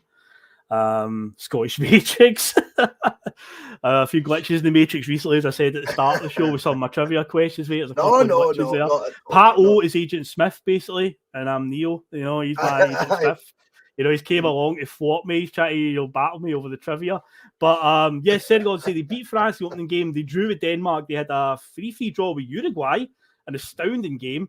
But they get through. They actually qualify for this. This is their debut World Cup. They play Sweden in the next round. Despite Henrik Larsson opening the scoring, they end up winning the game with a golden goal from the man who would replace Henrik Larsson at Celtic after he left, Henri Camara. But yeah, they move on to the next round and get beat by Turkey in the quarterfinals, which brings to the end their runners up to the end, the only African team in the quarterfinals. Going into that tournament, all of their players, bar two, played in either French League 1 or the second division in France, but most of their big name players would get big money moves off the back of this. Salif Diao, Papa Bouba Diop, Henri Camara, Aliou Cisse, and unfortunately that absolute fucking fraud of a player, El Hadj Diouf, and I agree with what you said earlier on when you're raging with Senegal beat them. See, when I look back on this team, see just by his association with that team, I can't like them. It's like I just see him and I'm just like, fucking horror, man. And it just for me, it just scars the entire team because I can't stand him.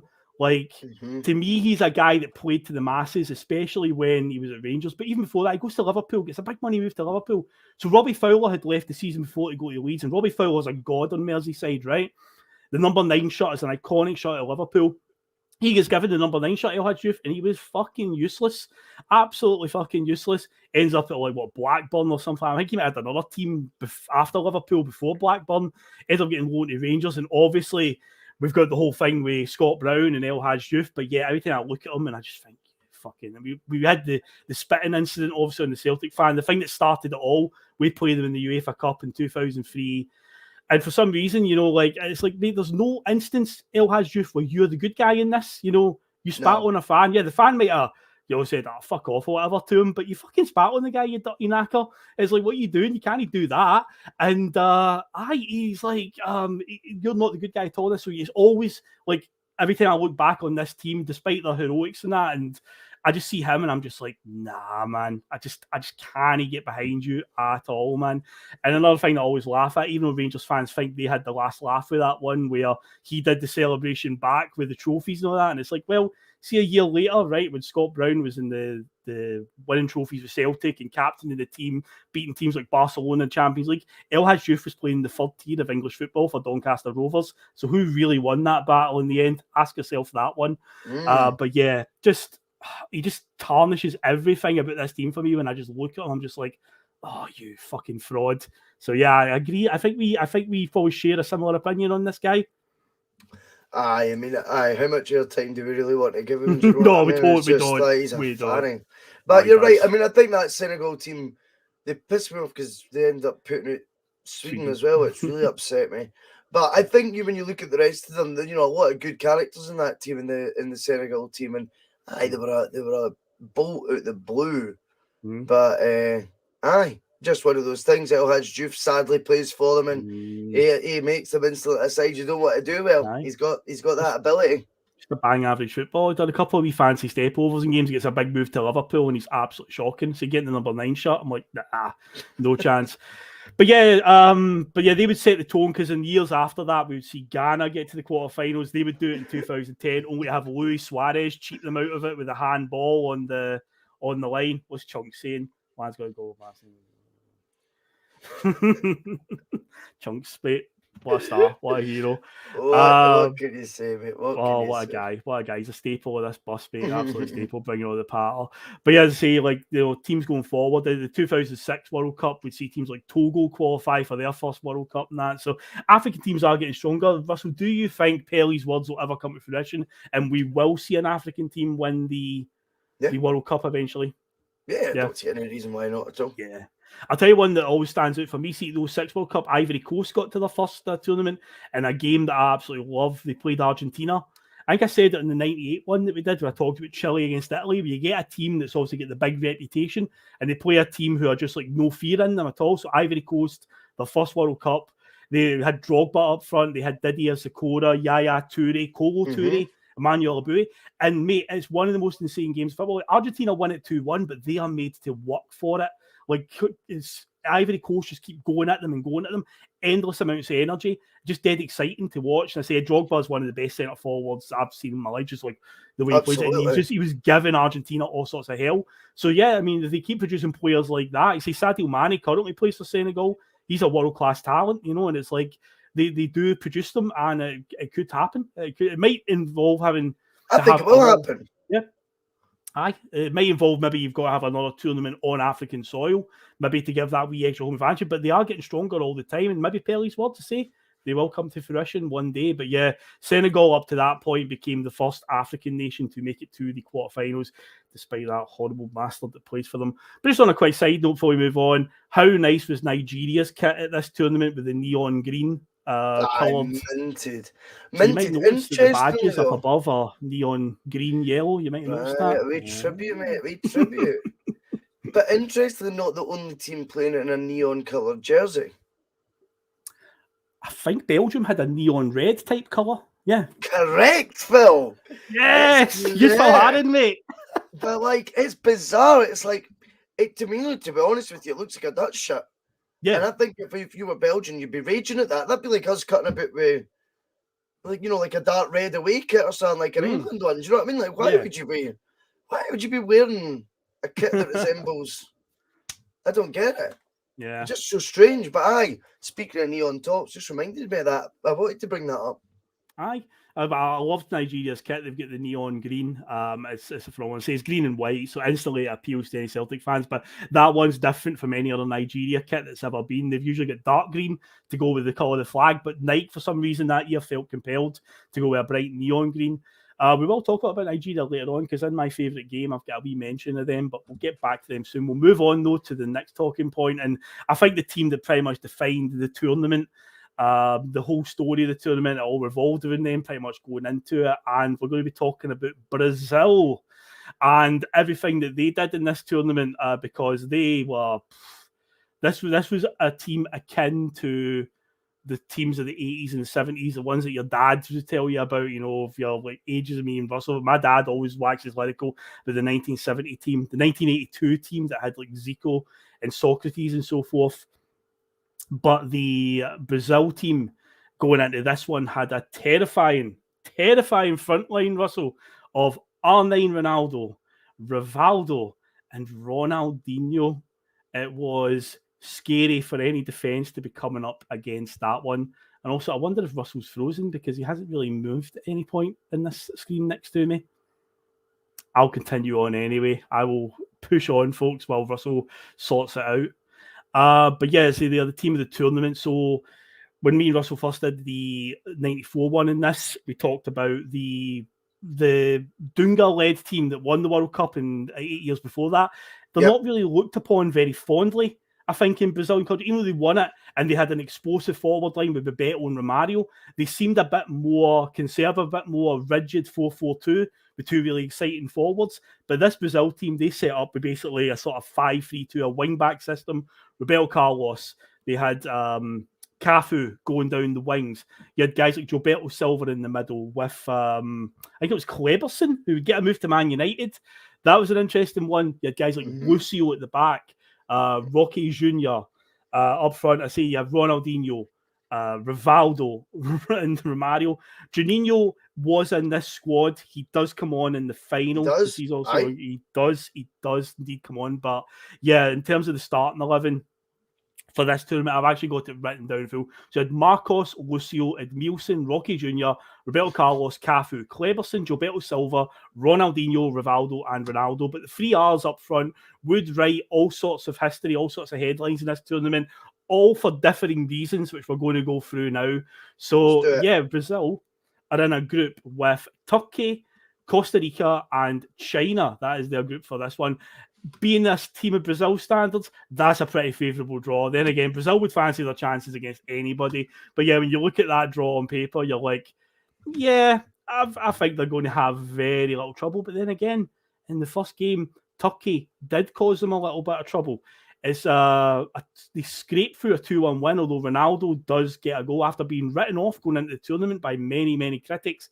This celebration would become iconic during the tournament because you wrote me off. You wrote me off because he's had an injury. Injury hit 4 years from 1998 to 2002, and also he's had that meltdown in the 98 final. So this is his redemption. This is his time. But yeah, they kick off with the game against Turkey, which is forever known for one moment. It's a corner late in the game. Rivaldo goes over to take the corner. A Turkish defender by the name of, I've wrote it down here, Alpay Özalan comes over, and Rivaldo's just time wasting a wee bit. The ball is a little bit, maybe about 5 yards away from him. Instead of just going and picking it up, he's trying to waste time and he's not going to it. So the Turkish defender comes over and kicks it at him. It hits him in the knee, and Rivaldo drops to the floor and holds his face like that and rolls around. And the referee sends off the Turkish player. I was so disappointed in this. I mean, I think the whole world were, because we knew how good Rivaldo was, what he was doing at Barcelona. He was absolutely, crushing it for the last few years. And then to see a player of that caliber do that just shows you that even the most, the genius players have still got that wee bit of shithousery in them. And it's just like, you didn't need to do that, man. Why? Well, yeah, I think as well, that it's very, very easy for folk of our vintage to say, I know we're not old, by the way, I just mean for us to have said, see back the day when we were watching it 20 years ago, do you know what I mean? It was, they were far harder then, and you wouldn't have got any of this rolling about shite here. Well, there's Rivaldo, absolutely pulling out moves that any modern player in 2022 would be proud of, Phil. Yeah. All that was missing was him lying there doing that, getting the VAR to look at it. I know, all the other players surrounding the referee like that. Brandish a card. Just a wee hilarious point. We've talked about this guy before, but did you ever see Paul Gascoigne's punditry on this on ITV during the World Cup? Right, because now we talked about Gascoigne in the Euro 96 show, and we mentioned how, after his career, his football career had finished, he's not really bright enough to become a manager or a coach. He's definitely not bright enough to go into media, and he never really set up a wee nest egg for himself to do something away from football. All he's got really is he's just got the ability to kick a ball better than most people, right? But they gave him a shot on punditry on ITV. I believe Gary Neville did punditry because he missed this tournament due to injury. So this was the first time Gary Neville got a chance at it. But I can remember watching the analysis of this game after it on ITV. And I think Des Lynam might have jumped ship because the Premiership had started. Match of the Day had been replaced by the Premiership on ITV. But anyway, Des Lynam's hosting it. And they analyse it, they go through it, they break it all down, they condemn what Rivaldo did, that, right? So then they move on to the next talking point. And then out of nowhere, so Gaz is just kind of sitting there, no saying anything. He just sits forward and goes, yeah, and if you look closer, you can see the ball didn't even hit him in the face. And they're like, what? He's appeared delayed reaction 2 minutes after they've actually talked about it. He's just clicking. He's just clicked. What it is. It's like, that's why Gaza doesn't have a job in the media neither, because, he ain't got the attention span for it. Just the way his brain's melted. But anyway, that was the first. I would say Rivaldo, Ronaldinho, and Ronaldo would write different headlines. Unfortunately, Rivaldo's headline is a negative one. He's always remembered for doing that from this World Cup. Despite being a great player, and he did score some goals at this World Cup, but everyone remembers that sour note. Brazil would go on and they would tank China 4-0 in the next one, and then they would beat Costa Rica 5-2. Quite an exciting game. Costa Rica giving them a wee fright here and there. Some good players. They had that guy Gomez up front, Ronald Gomez.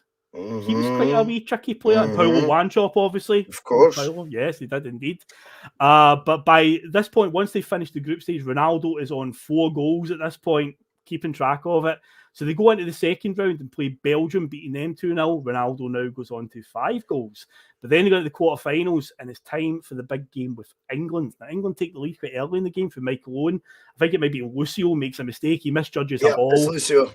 Miscontrols it. Michael Owen, good poacher's instinct. He's right in there behind him, steals the ball, puts it in the net 1-0. Rivaldo equalises for half time, but the second half, a goal that is remembered to this day. It's down as one of the greatest goals ever in World Cup history.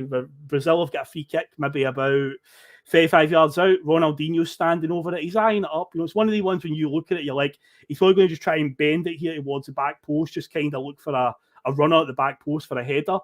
No. He does bend it for the back post, but he catches David Seaman out on the line and puts it straight into the net and pretty much ends David Seaman's career right then and there, because that was it. It was over. Do you think he meant it, or do you think it's a fluky cross that's going in? Interesting angles on this one, Phil, because naturally you would be crossing from there, right? The only argument that Ronaldinho's made that I think is pretty compelling, in fairness, as an argument, is look where he plants his left foot. Okay. His left foot is kind of actually, it would be in the way of crossing the ball to that left. So where his left foot is planted, it does make sense for the ball to go more in a straight sort of direction as opposed to one going, he would be kind of going right across himself. It wouldn't work. So apparently, anyway, that is one of the arguments for it, that he's actually, where he plants his left standing foot as he's hitting it, is actually kind of in front of the ball if it were to be going in as a cross. So there is a wee bit of deliberation. But even if not, I mean, it was just a great, hilarious moment, and one of those almost comical moments that you were like, mind that time England were leading this game. And now moments like this are happening. It was ridiculous. And you're going out in absolute blaze of glory. Oh, yeah. England went through a spell here where they would always find a way. In fact, still to this day, it happens. They always find a way to get eliminated spectacularly. It's quiet elimination, like most of the other teams, where you just kind of shrug your shoulders, like whatever. With England, there's always like a bit of hysteria around it. Something they lose on penalties. They had a guy sent off, so they were a man down. That cost them. Or this, a crazy goal out of nowhere. It's never just a routine elimination. But yeah, this one's, I think he meant it. And I don't know the exact term for it, but Ronaldinho says there's an actual, it was called like a floating leaf or something like that. They've got an actual description of what the movie did, or the way he struck it. Wow. There was something years later, they had like a term for it. But it's called something like floating leaf or something like that, and that describes what he did for that free kick. And I was like, all right, but I think he meant it. I think he definitely, yucking job. I think he definitely went for it, no doubt about it. And it essentially ends David Seaman's career, because after this, he's on the decline at that point anyway. I think he's like in his late 30s at this stage. If I had Russell probably tell me now. 39. Aye. So he's at that stage now for goalkeepers. It's probably time to hang it up. But yeah, I think he still goes on, if I'm not mistaken, to play another season at Arsenal and then a season at Man City. He does indeed. He retires for England shortly after this. He plays a game for the national team in a qualifier against it's something like Macedonia or Moldova, and the opposition team scored direct off a corner. It's played at St Mary's because Wembley was getting renovated. And this is a few months after this incident at the World Cup. So there's already question marks over him that he's... There's already question marks over him, he's clearly losing it. And let's say it's Macedonia they're playing, they've got a corner, and the guy scores direct off the corner kick because, again, David Seaman's too slow to react to it. So, yeah, if it wasn't over after this one, it was definitely over at the start of the next qualifying campaign. But interesting in that game, in the Brazil-England game, Ronaldinho sent off. He was indeed. It's only like after an hour. So they had every chance to get back in it. He scores that goal and he gets sent off not long after it. And it's like, yeah. So they did have their chances, but no, they couldn't get it done. And again, England are out. Brazil move on to the semi-finals, where once again they will meet Turkey, who they beat already in the group stages. And of course, Rivaldo caused all sorts of bad blood with his play acting. But this time they get a 1-0 win. It's Ronaldo that scores again. And now he's on 6 goals heading into the final. But we will talk about the final later. But yeah, mate, as I say, Brazil, probably the team that defined this tournament just in terms of the sheer ups and downs. It was a roller coaster with Brazil in this tournament, but yeah, it just shows you, say, the 3 R's up front, they all did different landmark things that still talk to this day. But yeah, incredible tournament. Much more exciting to watch than the 1994 team, I feel. A wee bit in transition as well. I mean, I think, at the back, Lucio is now becoming like he's going to be the guy at the back for the next sort of 5-6 years, well, maybe even longer than that, a generation, you could say. He's going to be your guy, and he's probably feeling the pressure a bit. Marcos is in goals, not someone you always associated with being Brazil's number one. In fact, I think Dida takes the jersey off him later on, maybe in 2002, certainly that 2002-2003 season. And Dida goes on to be the Brazilian number one for the foreseeable future after that. You're then also, there was another player I was thinking, Kleberson, for example, is playing. Kleberson, yeah. I mean, he didn't look up to much at Man United. No. Let's be honest, and he was someone who was a bit of a mainstay in that team. So there was a few different areas where you can understand how it was up and down, and cream always rises to the top. Ronaldinho, you've got to remember, at this point, he's only just turned 22. You've got Rivaldo, who's at his peak. He's probably 30. And you've got Ronaldo with a bit between his teeth and a point to prove. That was important. Do you know what I mean?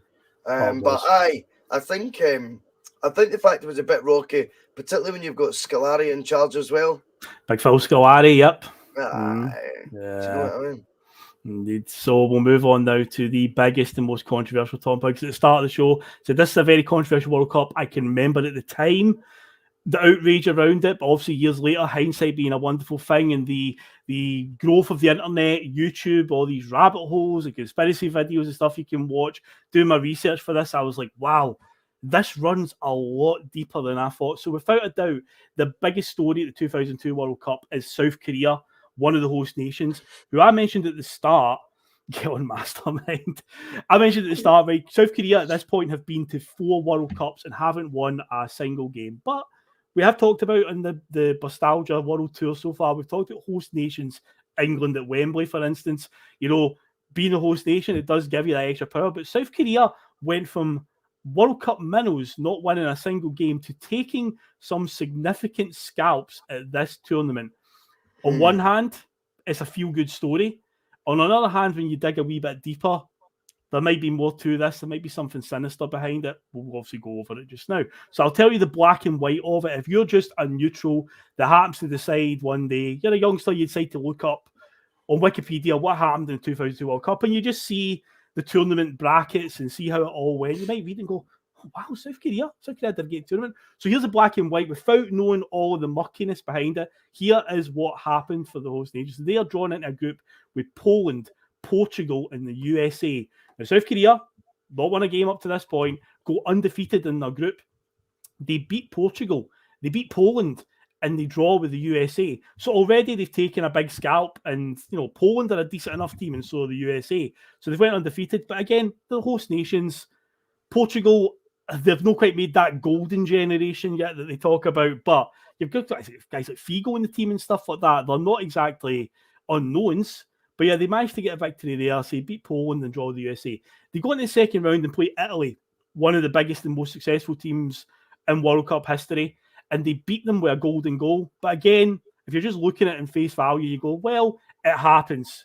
Sometimes this happens. A wee team might actually get a victory. And say with golden goal being there lurking around, this is the last ever tournament we would see golden goal. But they score one in the extra time. So when we get on to it, we will. But it was so controversial. The guy that scored that actually lost his job, his club job. Incredible. But then they go on to the quarterfinals, and after beating Italy in kind of bizarre circumstances, it happens again. They play Spain this time. Now, don't get me wrong, Spain are a bit of a sleeping giant at this point. But for the 8 or so years I've been watching football, I've always known that Spain have been a good team, but also I know that Spain don't really achieve much. They always underachieve. But surely, on paper, Spain, South Korea, you've got to imagine Spain are going to beat them. No, it ends 0-0. South Korea go through again, winning on penalties. So they get to the semi-final. They play Germany. Michael Ballack scores the only goal, puts them out. They drop into the 4th place playoff and play Turkey and end up losing 3-2. In the end, it's a bit of a feel-good story. You know, the host nation went all the way through to the semi-finals. They got a 4th place in the end. All the South Korean fans loved it. You know, it boosted the reputation of the game over there. And that's what it looks like in face value. But then when you actually peel back the layers on this one and dig a wee bit deeper, it does provide quite a few questions, definitely. So now we'll look at that. So the Italy game is where it all really kicks off. There's a referee in charge of this game from Ecuador named Byron Moreno. Now, during 36 years old. Wow. Did they actually have the date of births on Chat Manager 102 for the referees as well? No, or did you just know that? It said it in the documentary I was watching. Oh, right, okay. I thought you were going to hit us with date of Bhoycie No, for referees as well. he was only 30. He was only 36. Yeah. He was only 36, but he'd refereed like I don't know, hundreds of games anyway. Yeah. He was quite controversial. Yeah. As I've said in previous episodes of Bustalgia, we don't shop. The chop. Ever since I've said Paolo One Chop, it's just been constant chop puns coming up. The golden chop. But yeah, I can remember, as I said in previous episodes of Bustalgia, I'm a wee bit of an Italy fanboy because of the Roberto Baggio stuff. So seeing Italy lose to minnows like South Korea, because as a neutral, I want to actually see all the best teams go forward in the tournament because I want to see the best games. So when Italy get knocked out by South Korea, I wasn't really buying into the whole oh, it's a great feel-good story for the underdogs. I was like, no, I wanted Italy to win. But yeah, I remember at the time, viewers, fans, pundits were all a bit like, Italy get done there. And I say it can happen. A referee can have one bad game and you just happen to be on the end of it. We've seen it happen. But anyway, the decisions that you got wrong this is South Korea were quite heavy-handed in a lot of their tackles. Italy scored a perfectly good goal that was disallowed for being offside when it was proved he was onside. Francesco Totti gets sent off for a second bookable offence where it was deemed he dived when actually the replay showed he didn't dive. He didn't dive at all. So he ended up being sent off. So they're down to 10 men. Say South Korea ended up beating them next time. But this referee, Byron Moreno, he comes back to Ecuador after the World Cup and he gets a hero's reception from the Ecuadorian people because of the flack that he's been getting from particularly in Italy and just generally around the world because a lot of people had many questions over it. But it turns out just a few months after the tournament is over, he actually got suspended from refereeing in Ecuador anyway for corruption charges because he was also running for a local council position in the town that he was trying to become a councillor in. He was refereeing one of their games and basically gave them all sorts of favourable decisions, including playing 13-minute stoppage time in a game, allowing them to score 2 goals and win the game. So when the Ecuadorian FA investigated it all, he ended up getting suspended. And then you go on from there and look a little bit further down the line. In 2010, the guy was arrested for smuggling heroin into the USA. He was arrested in New York City. So you're starting to get a picture now that this guy is a bit of a shady character, to say the least. And then once he was finally out of jail, he did an interview a couple of years ago with Ecuadorian TV and he addressed the thing with the Italy game in particular. And you know what he did, Russell? He didn't back down. He fucking doubled down. And he further provoked the Italians. And he talked about maybe I should have sent another Italian player off. Maybe I could have gave South Korea another penalty in that game. And just further provoked. So you're looking at him and going, this guy isn't really painting a nice picture here. And then you move on to the Spain game. Now, it was an Egyptian referee for that one who'd actually refereed like the African Cup of Nations final and stuff like that. So he'd refereed some high-profile games.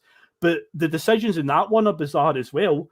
We've got a ghost goal that gets disallowed for Spain where they've got a free kick out wide. It gets flighted in.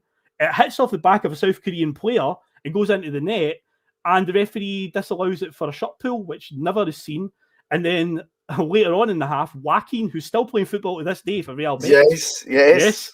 We Whips a came up cross against in. them last season. Yes, we did indeed. We came up against them for our best. 41 years old, 40 years old.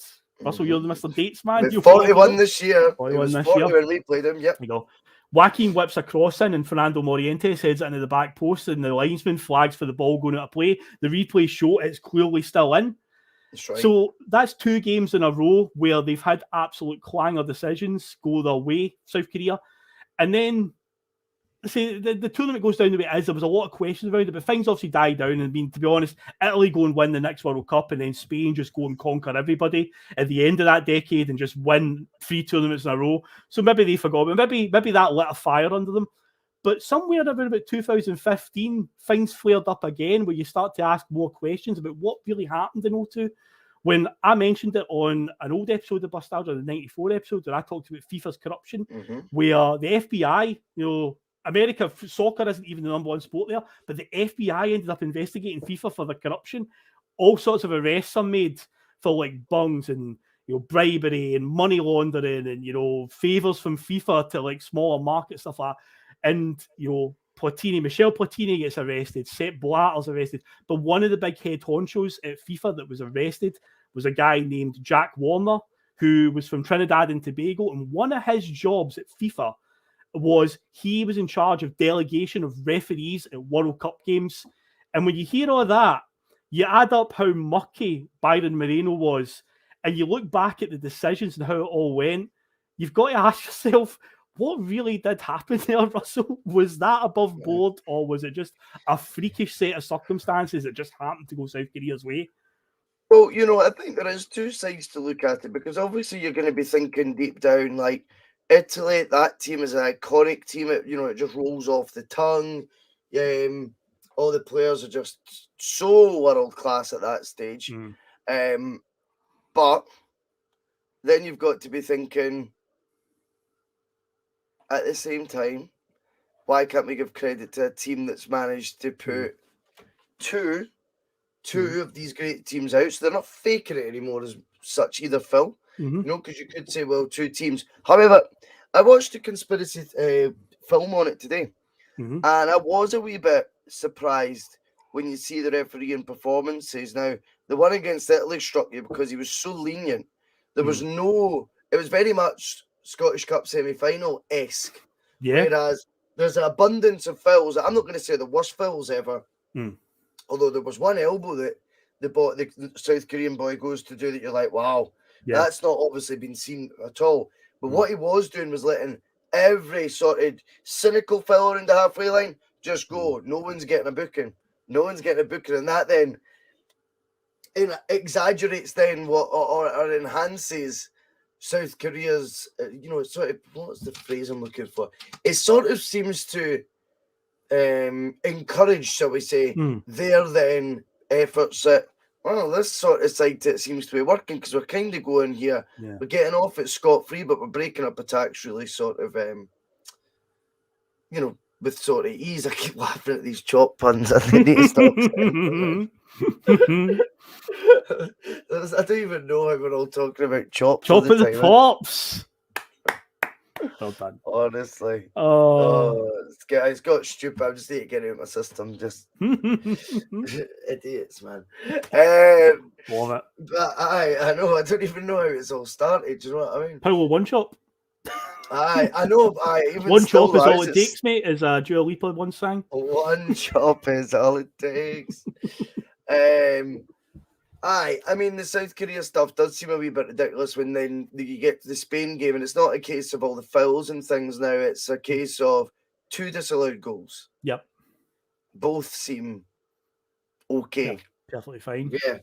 So, what's the story there? Yeah. Very, very, very hard to work out. Yeah. I think there's a bit much made of the fact they played every game in South Korea, unless that was unusual then. But I mean, you only need to look at the Euros this year or last year. England played all their games in England. Yep. I didn't remember at any point thinking, they should be playing one in the Millennium Stadium, one at Hampden. I didn't remember feeling like that. I don't remember it being a narrative either that was going around. So I don't know. I think it is hard to work out what's happened there. I know the Italians in particular took it really much like that was just they did not want us to win. There was something going against it. But I think there was then a decision made that 2 countries went to host the World Cup again.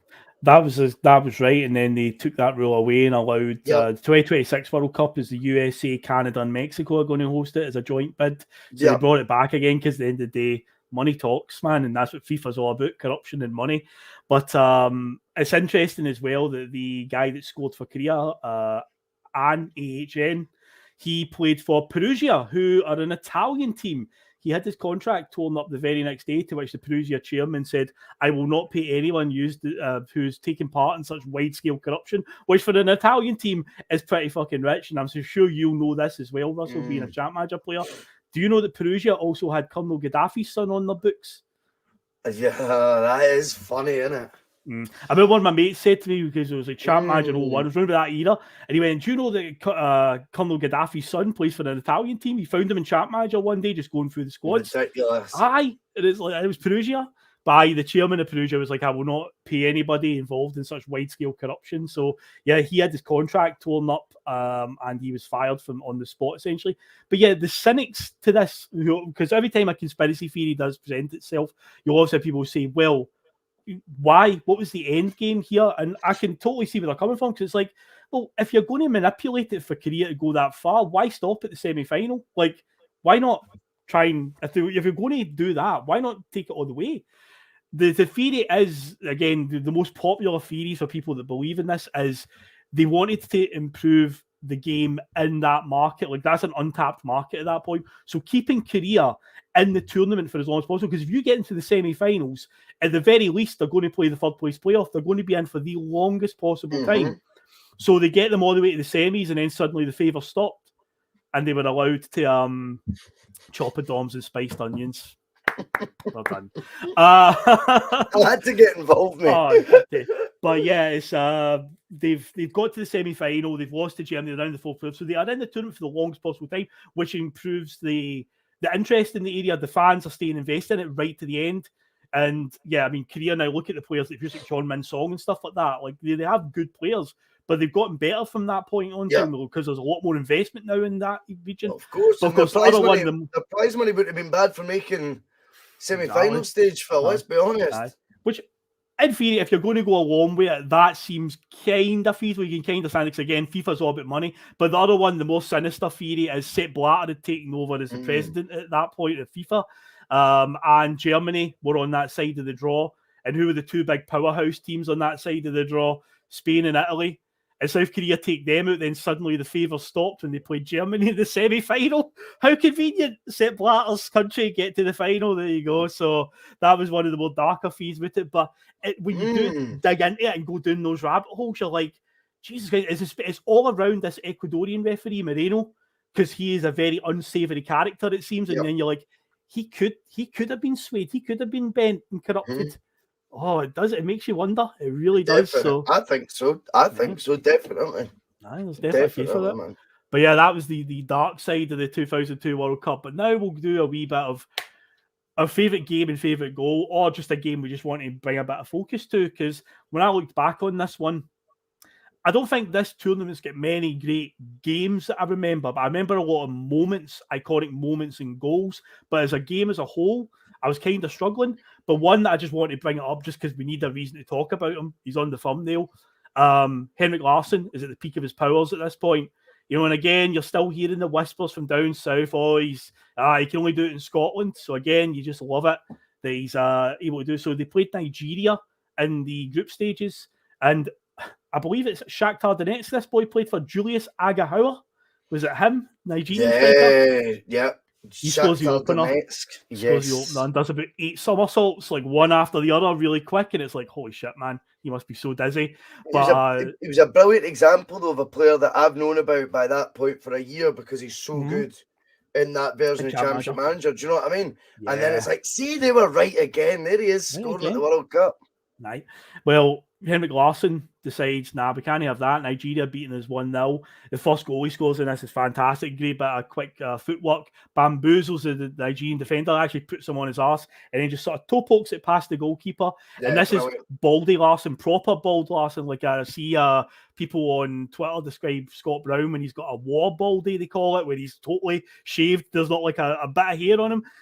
Henrik Larsson, it's a war baldy that he's got here, man. He is completely, this is prime Larsson. This is the one, because you've got dreadlock Larsson and you've got bald Larsson. You've got pre-leg break and post-leg break. There's different eras of Larsson, but this one, as Russell said earlier on, he said it's 53 goals season in 01.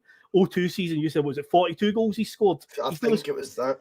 He's nearly scored 100 goals, right, in all competitions, and he's going to this World Cup he drags Sweden out of it here. He bamboozles the defender, tucks it away to make it 1 apiece. Then in the second half, he scores another one. It's a penalty, and he just tucks it away masterfully to send he wins the penalty too, though.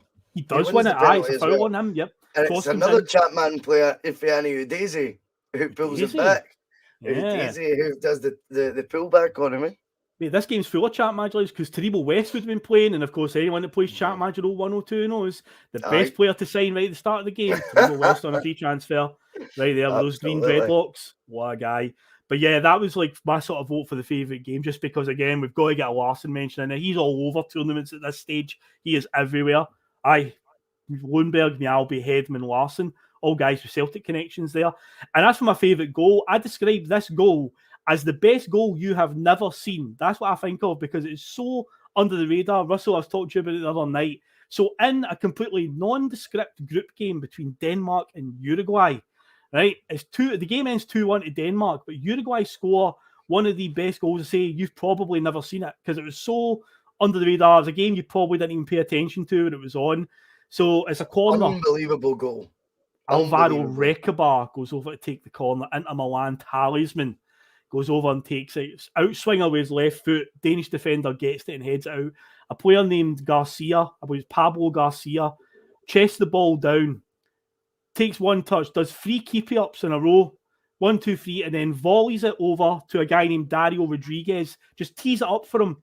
And this boy Rodriguez puts his laces foot and volleys it right into the top corner past, I believe, Thomas Sorensen would have been the goalkeeper at this point. Yes. Thomas Sorensen. But it's an absolute screamer with the outside of his left foot. But the ball does not touch the ground from the corner. Recobar corner. Danish defender heads it. Garcia controls it. Couple of keepy-ups. Then tees it up for Rodriguez, who unleashes the sweetest left foot volley you'll see right into the top corner from outside the area. Russell, unbelievable. It's an amazing goal against, probably if there was another question for who was your favourite team of the tournament, I would have said the Danes. Remember they had the Mitchell brothers in midfield. Stig Tofting and Gravesen. Tofting, that was the other guy. You were going to say Lee Carsley there. I'm like, no. Do you know something? That crossed my mind. I was like, because that was Everton, wasn't it? Lee Carsley. It was Stig Tofting. And then they played with 2 wingers, Martin Jorgensen or Gronkjær, it was at Chelsea. Right, real trickery, real pace, and then Dennis Romedal on the right, who was just like the fastest player, apart from Didier Gap, probably ever. And then up top they had John Dal Tomasson, all clever guys. They also had at the back a player, try to think his name, Martin. Oh, he played for Martin O'Neill's Villa eventually. He left Milan. You would know him. He was brilliant. Oh, why is his name escaping me? The only Scandinavian coming away was Olaf Melberg, but he's Swedish. No, it was like Martin Jonsson. What was his name? He played for Martin O'Neill's Villa team at the back. But anyway, that's annoying me. I can't get that. They had just such a good team. They were just so watchable in the group stages as well, because they were you just let the 2 midfielders sit. Gravesen and Tofting, although Gravesen sort of floated a bit. And then just going forward, it was just with wingers, let's get it into Thomason. And Thomason, as I say, he went on to have, I think he finished with 5 goals and they went out in the last 16. Yep. Not bad going. Martin Laursen. Wilson. Martin Laursen. Well done, Bruce. That was killing me there. Go. There you go. And just on a fun fact, years ago when I worked, I used to work for Scottish Enterprise at the time. I used to listen to TalkSport on my phone radio every day. And during the 2014 World Cup, Colin Murray every day was doing his 11 at 11. So every day it would be a different World Cup themed 11 at 11 o'clock. And he would encourage people to tweet in. And one of the days it was good World Cup goal scores, like, good goals from the World Cup. And everyone's tweeting in all the ones you would expect. Maradona and stuff like that. I was like, I'd had a few shout outs from him at that point. I interacted with the show every day on Twitter. As you can tell, I was very productive when I worked for Scottish Enterprise. Good stuff. So I was like, I know for a fact that nobody will tweet this goal and it'll probably get my tweet noticed. So I tweeted him about Dario Rodriguez's goal for Uruguay against Denmark. And he's reading out some of the ones. He goes, and he's like, Phil McGinlay here. Nobody else has tweeted this one. He's like he didn't know what it was. So he told his producer to get it on the screen. Well, they must have watched it on YouTube, and he's sitting describing it as he's watching it, and he's like, okay, it's a corner, right? Okay, corner comes in. Okay, oh, bit keep you up. Okay, that's good. And then he literally screamed like a girl when it went in. He must have jumped out his seat, like, oh my God, he couldn't believe it. And he's like, he's in. That guy's in the team. I don't know what position he plays, but just get him in the 11. Just get him in there somewhere. So, yeah, I managed to make Colin Murray actually freak out live on TalkSport when he watched the goal. So, yeah, that's a wee badge of honour, that one. But that goal was phenomenal. Fucking love it. I love a good volley. Always enjoy a volley. But, Russell, what about you? Any goals and games that stand out for you in this World Cup? I mean, I think the one that's really sad is the Rivaldo one takes a nick against Belgium. See when he brings it. Yes. See when he brings it down, he's there. And do you know what was funny? See when I was watching it back, last night, I genuinely had forgotten it took a nick again. And I was like, bastard, all over again. So I was like, I love that goal. It's great. It is so, it's quality, man. Even, I still think he deserves a lot of kudos for it because. Oh, yeah. Yeah, he does. He does. The control's magnificent. Again, I was watching the montage the other day and I forgot about that one.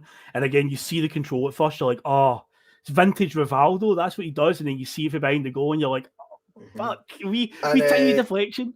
The other one I would say would be Anders Svensson's free kick. Oh, for Sweden. Yes, absolute peach in a World Cup without very many free kicks scored.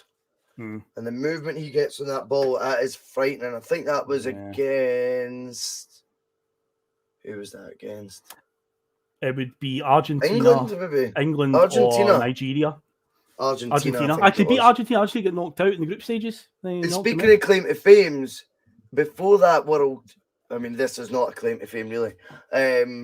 But before that, before the World Cup started, I remember I phoned in Clyde One to tell them that it would be Sweden and another that qualified from the group, and Sweden finished top of the group. And I said that before a ball had been kicked.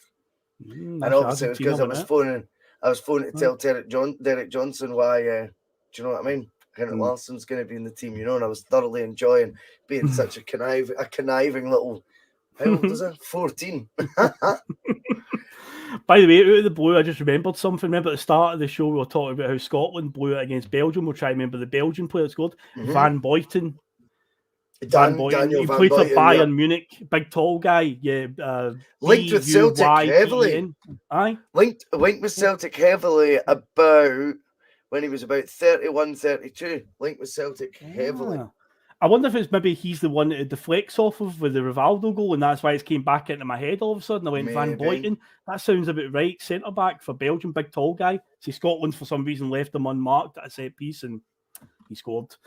But anyway, we're going to the final now, and it is the two powerhouses. Again, if you're a neutral, this is the type of thing you want to see. You've got 4-time champions Brazil. They're about to play 3-time champions Germany and Yokohama, Japan. See, up to now, we've went through Brazil's run to the final. Germany, they've came out of a group with Ireland, Cameroon, Saudi Arabia. Along the way in the knockout stages, they beat Paraguay, the United States, America, and South Korea. So in terms of like the two runs for both teams, it's a bit like chalk and cheese. But at the end, it's still Germany. But something does feel out of place about this because while you talked about Euro 2000, Germany were ranked rotten in that tournament.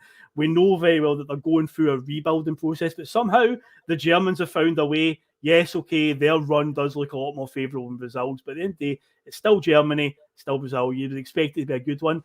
But in the end, it's a bit of a cagey affair because, again, it's a World Cup final. Nothing really happens in the first half. But then in the second half, Ronaldo has his moment finally. What you've been waiting on. You love a redemption story, Russell. Here it is, mate.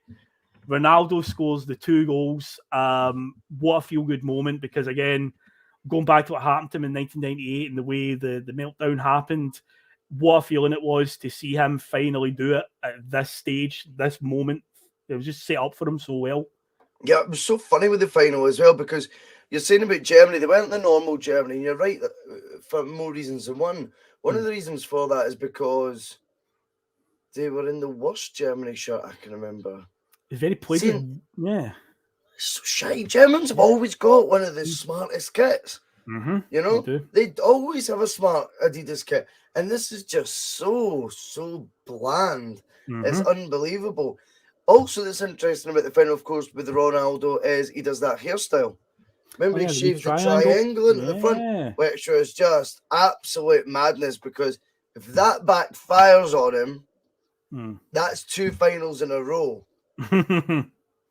I think it was very ballsy. I think stuff like this is done psychologically with people. I think he's done it to almost give himself that, like, make it just stay relaxed. Because I also was watching a documentary about Ronaldo getting to the final. It was like a 23-minute one this afternoon. And it was a convulsion that he'd had before the last final. Okay. So he was talking about it quite openly. It's very interesting. And yeah, his biggest worry was that was going to happen again. That was his biggest worry, that could happen. So he refused to go for an afternoon nap when all the other players did, because it was after his afternoon nap on the day of the final before he stayed up. And Dida was the only other player to stay up because he wasn't the number 1 choice in goals. So there you go. And yeah, in terms of redemption, it's just an amazing way to cap off what had been a really tough 4 years for him, not only just in the back of the World Cup final. Obviously, though, Phil, they'd got a really bad 6-month injury, I think, later in 1998 or in 1999. Then he'd been out for like a year leading up to the World Cup. Many had written him off. And there he is, mate, doing it from memory. He also tells us that the toe punt finish came from putting in a heck of a lot less backlift. And he was actually protecting himself because of his... He says, if I'd fully swung my body at the ball, I could have been injured again, because his knees were made of chocolate by then. He said less backlift and less stress on the knees. And he said also it's a futsal move, because he played a lot of futsal. Right. Okay. So there's where the technique comes from. And he said, I think he said it was potentially a subconscious thing that he did the toe punt. Like, it was maybe subconscious. He wasn't putting his body through it as much, strain or whatever exertion when swinging a shot. That's interesting, though. That is, so in the end, Brazil lift up the trophy. 5-time champions. Cafu's the captain for this one. He does the iconic lift. He gets up on like the plinth above all the other players. Class. And he lifts it above his head. Looked amazing. It looked good. It did. Instead of just the usual standing in front of the players, he actually gets up above them and lifts it. It's phenomenal. But yeah, the deserved winners, they're the team of the tournament, just in terms of the excitement. The Ronaldo, the finger wave ends up being iconic, because again, it was aimed at all the people that wrote him off. For 4 years, he has solicited people talking about he won't do it, he'll never achieve it. But no, he absolutely showed them what was done. And what he came out the back of this is he became the next big Galactico to go to Real Madrid, and he had those iconic night at Old Trafford where he scored the hat trick. And the Man United fans even had to applaud him off the park, because he absolutely destroyed them. He terrorised them that night. He wins the Ballon d'Or later in the year. And I mean, again, like, for any of the younger guys that are watching, just to try and give them some sort of like reference point here, if you took this Ronaldo, this current, like the 2002 version that we are talking about here, and put him in current day football in 2022, how good would he be? Just... He scores in the 50s, 60s that Cristiano and Messi were doing in the sort of 2010s to 20. I think he would have that big an impact, if not more. I think he was better than them. Yeah, he was a frightening footballer. He was playing on, he was playing in sandpits half the time. He was playing in eras where you could get booted up and down. He was playing, in my opinion, against better defenders and far better goalkeepers than the current generation. I think the current generation, the goalkeepers are far more focused on playing football than actually keeping the ball at the net. And I also think the defenders are, particularly obviously your fullbacks, wingbacks, inverted fullbacks, whatever you want to call them, their main focus is going forward. And then the centre backs these days, I mean, come on. I mean, there's not one hard man defender out there anymore, but for Chiellini, even he's away to the MLS now. But they're few and far between, is what I really mean. I think, Ronaldo in that era when he's not really got the physical strains on him of having himself booted when he's skinning people and still having to carry on because there's no foul coming, playing on these beautiful, smooth pitches, these perfect pitches, him in full flow, week in, week out in a La Liga, for example, I think he would have been getting more than comparable numbers with Messi and Ronaldo in, say, the period between 2010 to 2020. I know, when he's playing at his prime at this point, he's coming against defenders like, say, Paolo Maldini, in the Milan derby. If he was playing in modern day football, he might be coming up against Harry Maguire or something like that. I mean, just think about it. It's like, no chance, man. He would destroy any modern day defenders, no problem. And I say with goalkeepers like to play football. Imagine you've got the ball at your feet, you're a goalkeeper, and Ronaldo's running at you, like putting pressure on you. You shite yourself because he was something else. He really was. Like, you got to understand how good he was. Cristiano Ronaldo is a freak of nature, so is Messi. But yeah, this guy, R9 Ronaldo, scary good. And the weird thing is, like, I feel that this is his prime. Like, everyone talks about the Barcelona season where he had one season. You feel like maybe he had longer at Barcelona. No, he had 1 year at Barca, scored like 40-something goals. And he had the 4 years in there. But see this Real Madrid version that's coming up with the Galacticos era, frightening. He didn't win the Champions League, did he? They didn't win it with him there. And it's like, man, that's the one thing on his CV, won the Champions League, It's annoying. He got the UEFA Cup, he got the Cup Winners' Cup and the World Cup. But he didn't get the Champions League. That is a pity. That is a pity. It is. But that wraps up the 2002 World Cup. A fun tournament. Say a lot of controversy around it when you actually dig a wee bit deeper. But not a good show again, Russell. No diving at that one. So the next one will be European Championships 2004. Greece. I'm looking forward to talk about that one. I think there may be some contrasting opinions on that one, but we'll save that one for next week. But anyway, it's time for some data Bhoycie and the answers to the trivia questions, Russell. Yes, mate. Are you ready? This is the pressure's really on data Bhoycie. I think you'll get the 5 out of 5 because this is Champ Magical 102. The viewers will be happy to know originally I had Paulo One Chop as one of the 5 and I took him out and changed him for somebody else. It's a good thing. I genuinely did. So all 5 people here scored goals in this tournament. So it's not like I've picked fucking Costa Rica's third choice goalkeeper or anything. Don't worry about that. Okay, so the first one is Alvaro Recobar, Uruguay and Inter Milan. 1976. Yes, correct. Belgium forward, and I think he was a captain, Mark Wilmots. Yeah, this one is annoying. This is tricky. Because it was Bart Gour that caught you at the last one. It was a Belgian player, so here's another Belgian player. I think he's 1969. You're right to Get that. in there. Well done. Yes. Rocky Santa Cruz, Paraguay. 1981. Yes, well done, mate. Well done. The fastest player in the world at that point, and he was officially clocked it, Dennis Romedal, who you mentioned earlier on. 1978. Yes, well done. Yes. And the final one, you'll probably get it, but the most unlikeliest of goal scorers, Irish hero Gary Breen, free agent. Very good. 1974. He's hit the post. It's 1973. Oh no! He's hit the post. I totally balled it. Oh, mate. Oh, you bastard. I thought Romedal would have been the trickiest one, but when you mentioned him earlier on, when you brought him up, I was like, oh man, he's remembered Dennis Romedal. Man. Okay, Gary Breen denies you, mate. He's kept you out. He's blocked it in the line. It's a good effort again, man. Good effort. And now let's go on to the trivia question from way back at the start of the show. Let me just check the comments, make sure Pat O is not swarming around. No, he's not there. Okay, cool. The coast is clear. The coast is clear, everybody. But I am 100% sure that these answers are correct. So I was looking for the 5 players who have scored a penalty in the World Cup final. This doesn't include penalty shootout goals. I don't know any. Hmm. I don't know any. Well, I've not really been thinking about it, to be honest. Okay. But, Zidane? Zidane, yes, 2006, the one that he chipped Aye. at Panenka didn't hit the bar. Panenka did before he got... He The butted fucking someone. bottle of the guy, that ball's of steel, mate.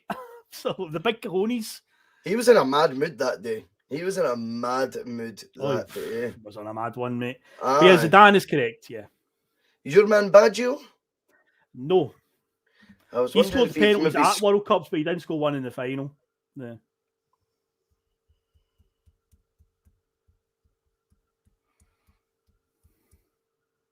I'll let some of the guests come in. Yeah, let's take it to the comments, guys, because there's a couple of old school ones. Right, let's see. Raul, no, never played in the World Cup final. Zidane, we've got, and R9, no. Nope. Not in a World Cup final. Nope. I think who else has won the World Cup?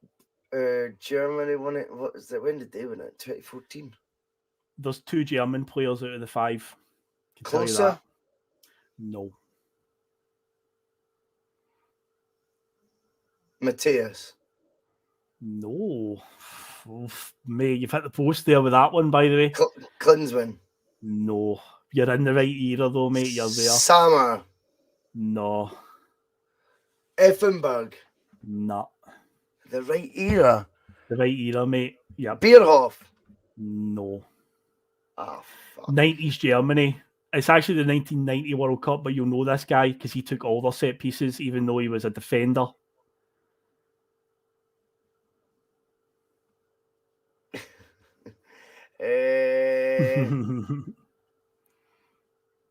He was Ziga. No, he wasn't playing in the 1990 World Cup. By the way, right position.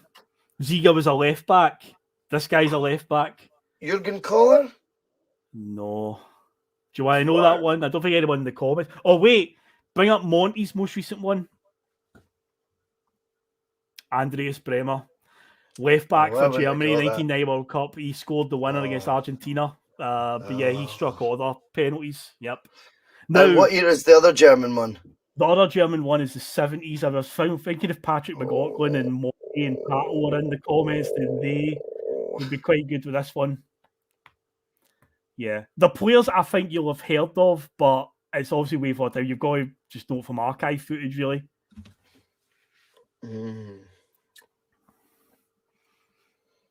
How many more penalty takers are we to get? One more? 2 more? You've got Zidane and Bremer. There's 3 more to go. Is that what we've got? Yeah.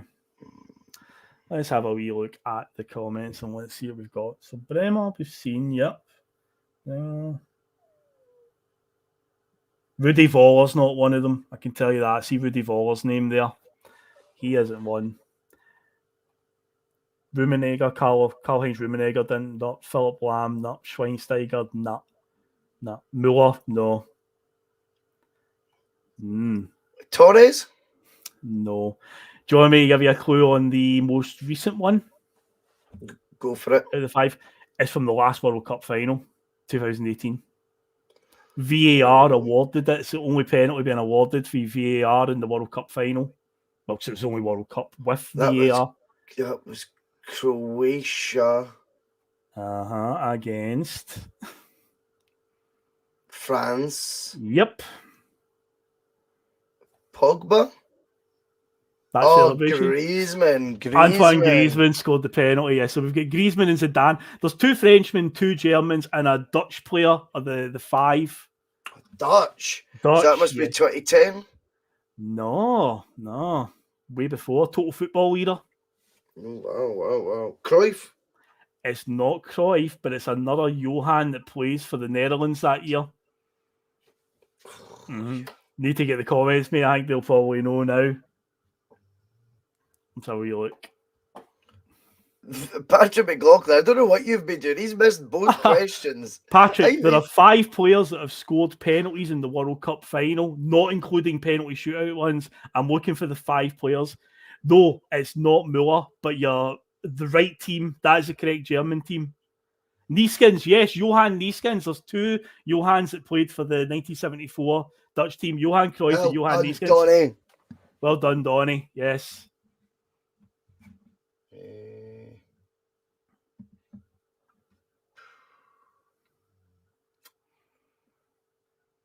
I feel like Patrick McLaughlin's going to come through and get this one. I just have a feeling. I'm guessing Gerd Müller. He's in the right era. He's in the right final. But it wasn't Müller that scored the penalty for Germany in that final. It's not Litbarski. No. A little bit further on the 74 final. In the 74 final, both Holland and Germany got a penalty in the game. So Nieskens scores for Holland, but Germany's penalty wasn't Gerd Müller. Somebody put Gareth Southgate, feed the bear.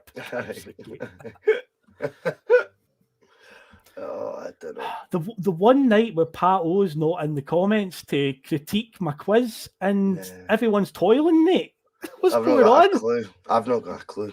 Okay, I'll tell you. I'll just tell you who it is. Okay, so the German player that scored in the 74 final is Paul Breitner, who I suspect the older. Oh no, yeah, Paul Breitner. He also scored in the 82 final. And yeah, we've got Johan Nieskens, Andreas Bremer 1990, 2006 Zinedine Zidane, and Antoine Griezmann 2018. There you go. That's your mate. 5 players, mate. And that brings to an end tonight's show. So, Russell, is there anything that you want to let the viewers know about what's coming up this week on the bus? We will be back tomorrow because not on the bus, but over on Endless Celt. So make your way over there on YouTube. Second leg of the old question of Celtic quiz. So that'll be good fun. Who's the team? Who's Connor Carr and Dell are joining me. Okay. To make the away trip. Mr. Tomlinson messaged me today and asked me what's the team, and I was like, I genuinely don't know. He's like, oh, keep your cards close to your chest. I'm like, I genuinely don't know. I genuinely don't know the answer, mate. Russell hasn't given me the information yet, so now you know. There you go. Connor Carr and Dell will be playing. So that we'll look forward to that, and then we'll see what happens at the weekend. Double down show with John Logue. Yes. Double down show. Sunday Blether, Regan Stevenson's big comeback. He'll have Mark Kearney and another guest, more than likely, on Sunday as well. So it's all happening on the bus. I'll go. Big thanks again, Phil. Yeah, brilliant show. So we'll be back next week for the 2004 Euros in Portugal. There'll be, as I say, Greece's big moment. So there'll be some contrasting opinions, I think, on that. And also, there's more Henrik Larsson in that one because he scores a sublime flying header, a vintage Henrik Larsson header. So I'm looking forward to talking a bit more about Henrik. But yeah, thanks everybody again for joining us. And we shall see you the next time. So all the best. Cheers, Phil. Some of his comments about me deliberately trying to cause controversy. Well, I work in the media now. And you've got someone sitting there next to you who's an embarrassment to the media profession. He's an apologist. He's a charlatan.